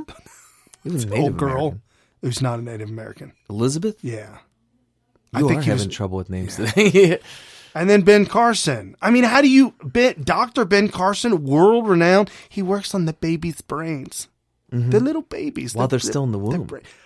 That didn't make any sense to me. No idea that was he does brain surgery on babies in utero. Didn't know that was even possible. Didn't even know we had not that we didn't have the technology for it, but nobody invented that. If somebody asked me, do we have the ability to do that? I would have to say, I don't know, but that sounds probably not the case. But turns out he did it. Right. He did it several times, probably. Sounds like, based on his answer, or was it his final word, his final speech at the debate, the very first primary debate. So what are you looking up? Oh, I was just double checking something. No, so this whole racism thing has got to really has escalated under the absolute racist Obama. There's no question about it. I can't begin to tell you, if you feel like the country is more divided now than ever, it's because it is. And the whole Man of the Year, People Magazine, Time Magazine, Man of the Year with Donald Trump. Was that this week? It's 2 weeks ago. A president of the divided states. Right. I do remember talking about that now, the divided states. Yeah. Thank you, Democrats, for dividing us. How about that? It's ridiculous. So, it's unbelievable. I have this clip. Did you hear the View and how they threw up on Trump Time Man of the Year? What did they say about it? It's just about the person who's had the most influence. Joy, you have the list, right? Yeah. In 1938, Adolf Hitler. In 1939, Joseph Stalin. In 1979, the Ayatollah Khomeini. Who is the king, president, ruler over Iran. If you're the president of Iran, you actually answer to the Ayatollah Khomeini. And Newt Gingrich also is on that list. I just thought I'd throw it in there. He also shares it with his friend Vladimir Putin in 2007. And some good people, Bill Clinton, Gandhi, Martin Luther King Jr., Pope Francis. I think it was a good... Did you hear... Bill Clinton, Martin Luther King, Gandhi, Pope Francis... So they're making fun of the fact that Time put him on there with all the rest of the evil dictators and killers and murderers. They're segregating. But also with all the really good people like Bill Clinton. What? Dude, my head is exploding right now. So we've got 4 more years of this stuff, but don't you worry, we're going to bring you the All right, good I'm going to stuff. show Brian this really quick, and I want him to describe to you what he's looking at. So this is Donald Trump meeting Kanye West. Looking pretty good, too. So he's about to approach Kanye West, and watch this exchange. Trump looking good, looking solid. Dude, come on now. Hell no! Yes, so what did you just see there? He's one of the brothers. Oh my gosh, he gave him the handshakes where your fingers are down, and the person that shakes your hand, their fingers are down, and you shake hands. This was a fist shake where you grab the thumb. Yeah. The fingers are up, like towards your face. And the thumbs interlock at the top. Right, and then right when you grab, you bring them in, and you bump your fist, or bump your chest into their chest. Dude. And then you pat them on the back. Right. That's exactly what happened. And you know what? I'm going to tell you right now, I know that they're still making fun of Trump for anything and everything under the sun that they can make fun of him for. The fact of the matter is, celebrities respect Trump for his historic abilities, his impressive abilities throughout the decades. 70 years of life. Well, there's that, but they look at Obama. Yeah. Oh, well, you won the president. You POTUS, man. It's hard to remember. That's all you got. Like, I already feel like he's already gone. Like, did you hear him speak? He's speaking as if he's already gone. Right. He's getting lazy with the talk. When I was in boot camp, there was this saying, and it was kind of funny because then we started saying it to each other. The drill instructors, if they saw that we were getting a little bit relaxed towards the end of boot camp, they would say, "Oh, you're already on the bus." That was the saying. Oh, look at you. You think you're already on the bus. Oh, wow. Meaning we have another week or two of boot camp, and you're acting like, well, it's over. You're already on the bus to leave. Obama is already on the bus. He's already on the bus. And in fact, I might even take it a step further and say he's stepping off of the bus at his destination. He's not even on it. They said he was golfing again this weekend. It's vacation in Hawaii again. His presidency is characterized largely by his ability to take vacations whenever the hell he wants, and he uses that to his fullest. Right. And now he's realizing that we are getting to the point where he might not be able to do that as often on the taxpayer's dime. And so he's hurrying up and getting as many as he can before it's too late. And he's out. He's like, hurry up and get this. So he's going to, Hawaii? Yeah, vacation in Hawaii, playing golf. It's just that is what his presidency was all about, was one big giant vacation. Millions and millions of taxpayer dollars to send him and crew. And when I say crew, at some point in time, the entourage was like 2 747s plus his. It's like worse than Floyd Mayweather. Yeah, you can't even see Floyd Mayweather. He's got so much of an entourage. You're like, what? Somebody's in there? Oh, Floyd. So real quick, I just want to run down this week. A couple of names came out for the Trump cabinet. And I know people were bashing Rick Perry for accepting the Secretary of Energy. It was interesting. They were bashing him because at one point in time in his career, he said the Department of Energy should be abolished. Well, that's why you would put him there. They're angry at that. Okay, they're angry. I'm telling you what I'm angry about. I'm angry about a Secretary of Education who... Really? Well, because she never came out and said that the Department of Education should be abolished. That is correct. That absolutely should be abolished. And by putting somebody in there that hasn't spent their entire career calling for the abolition of the Department of Education is a little bit of a disappointment. No, I agree 100%. Although there is a slight rainbow, a haze over the horizon. She's a huge proponent for homeschooling and vouchers. And she's against Common Core. Yeah, so that's good times. The big one this week, Secretary of State. Oh, big one. Mm-hmm. And Rex Tillerson. And I listened to He's the former CEO, or actually current CEO, right, of Exxon Mobil Corporate, or Exxon Valdez, or that was the ship. That was the ship. Wow. The Exxon Oil Corporation. Dude, you just went straight view on him.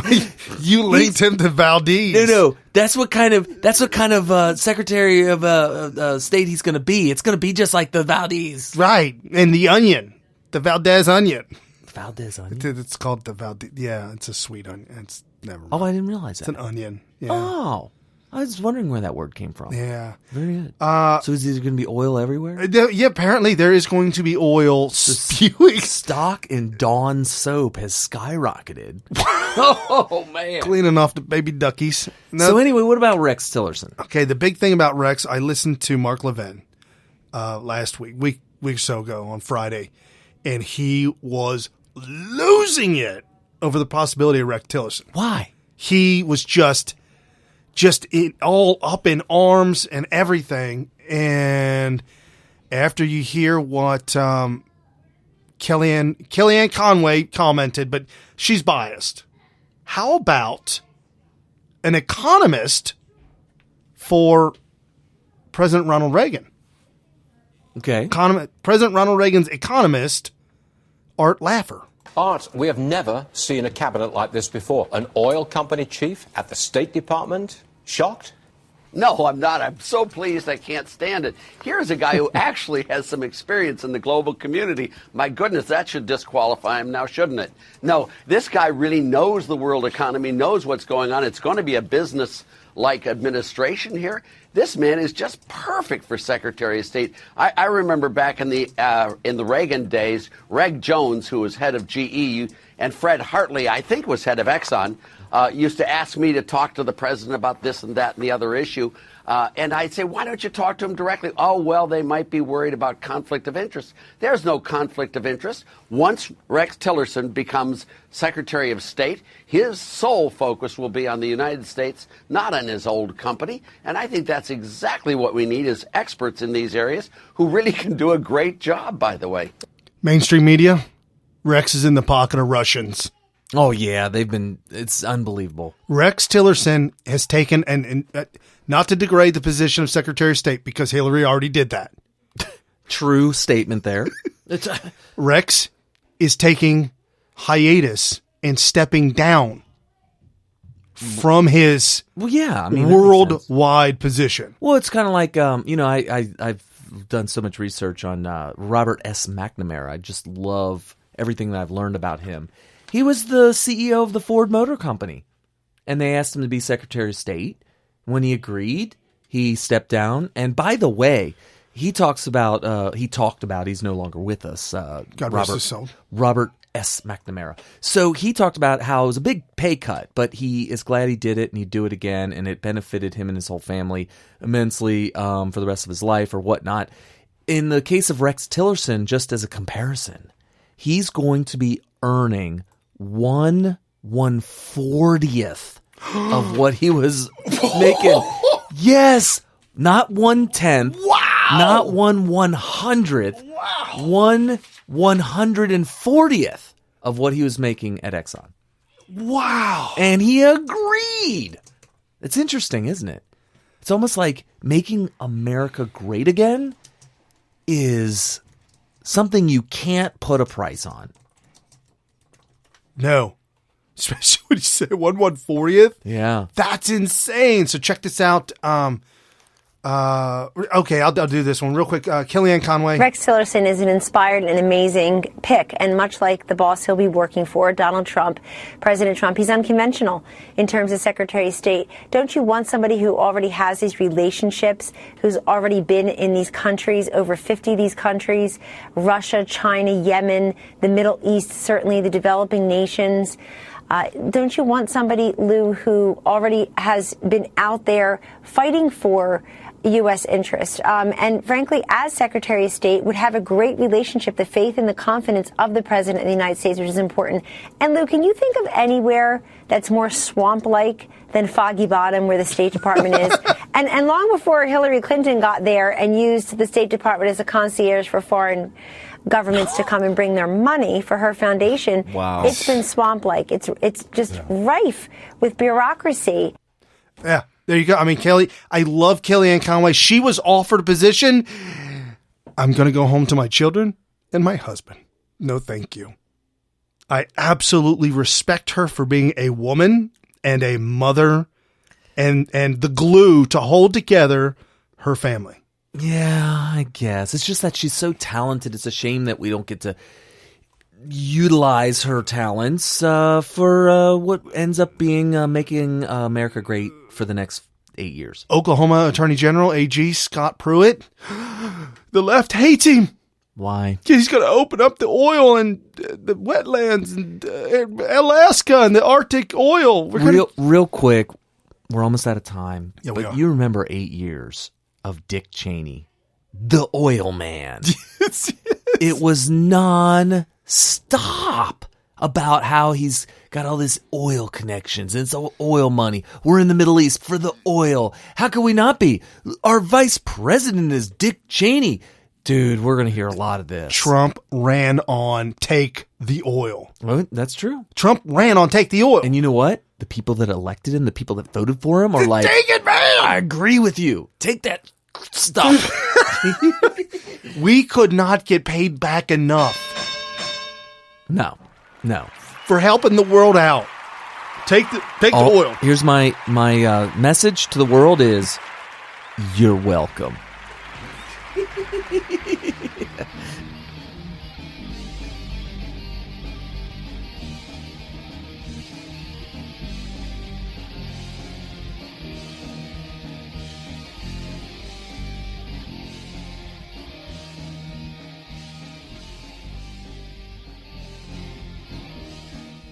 With unfathomable power. What kind of power? Unfathomable. It's without fathom.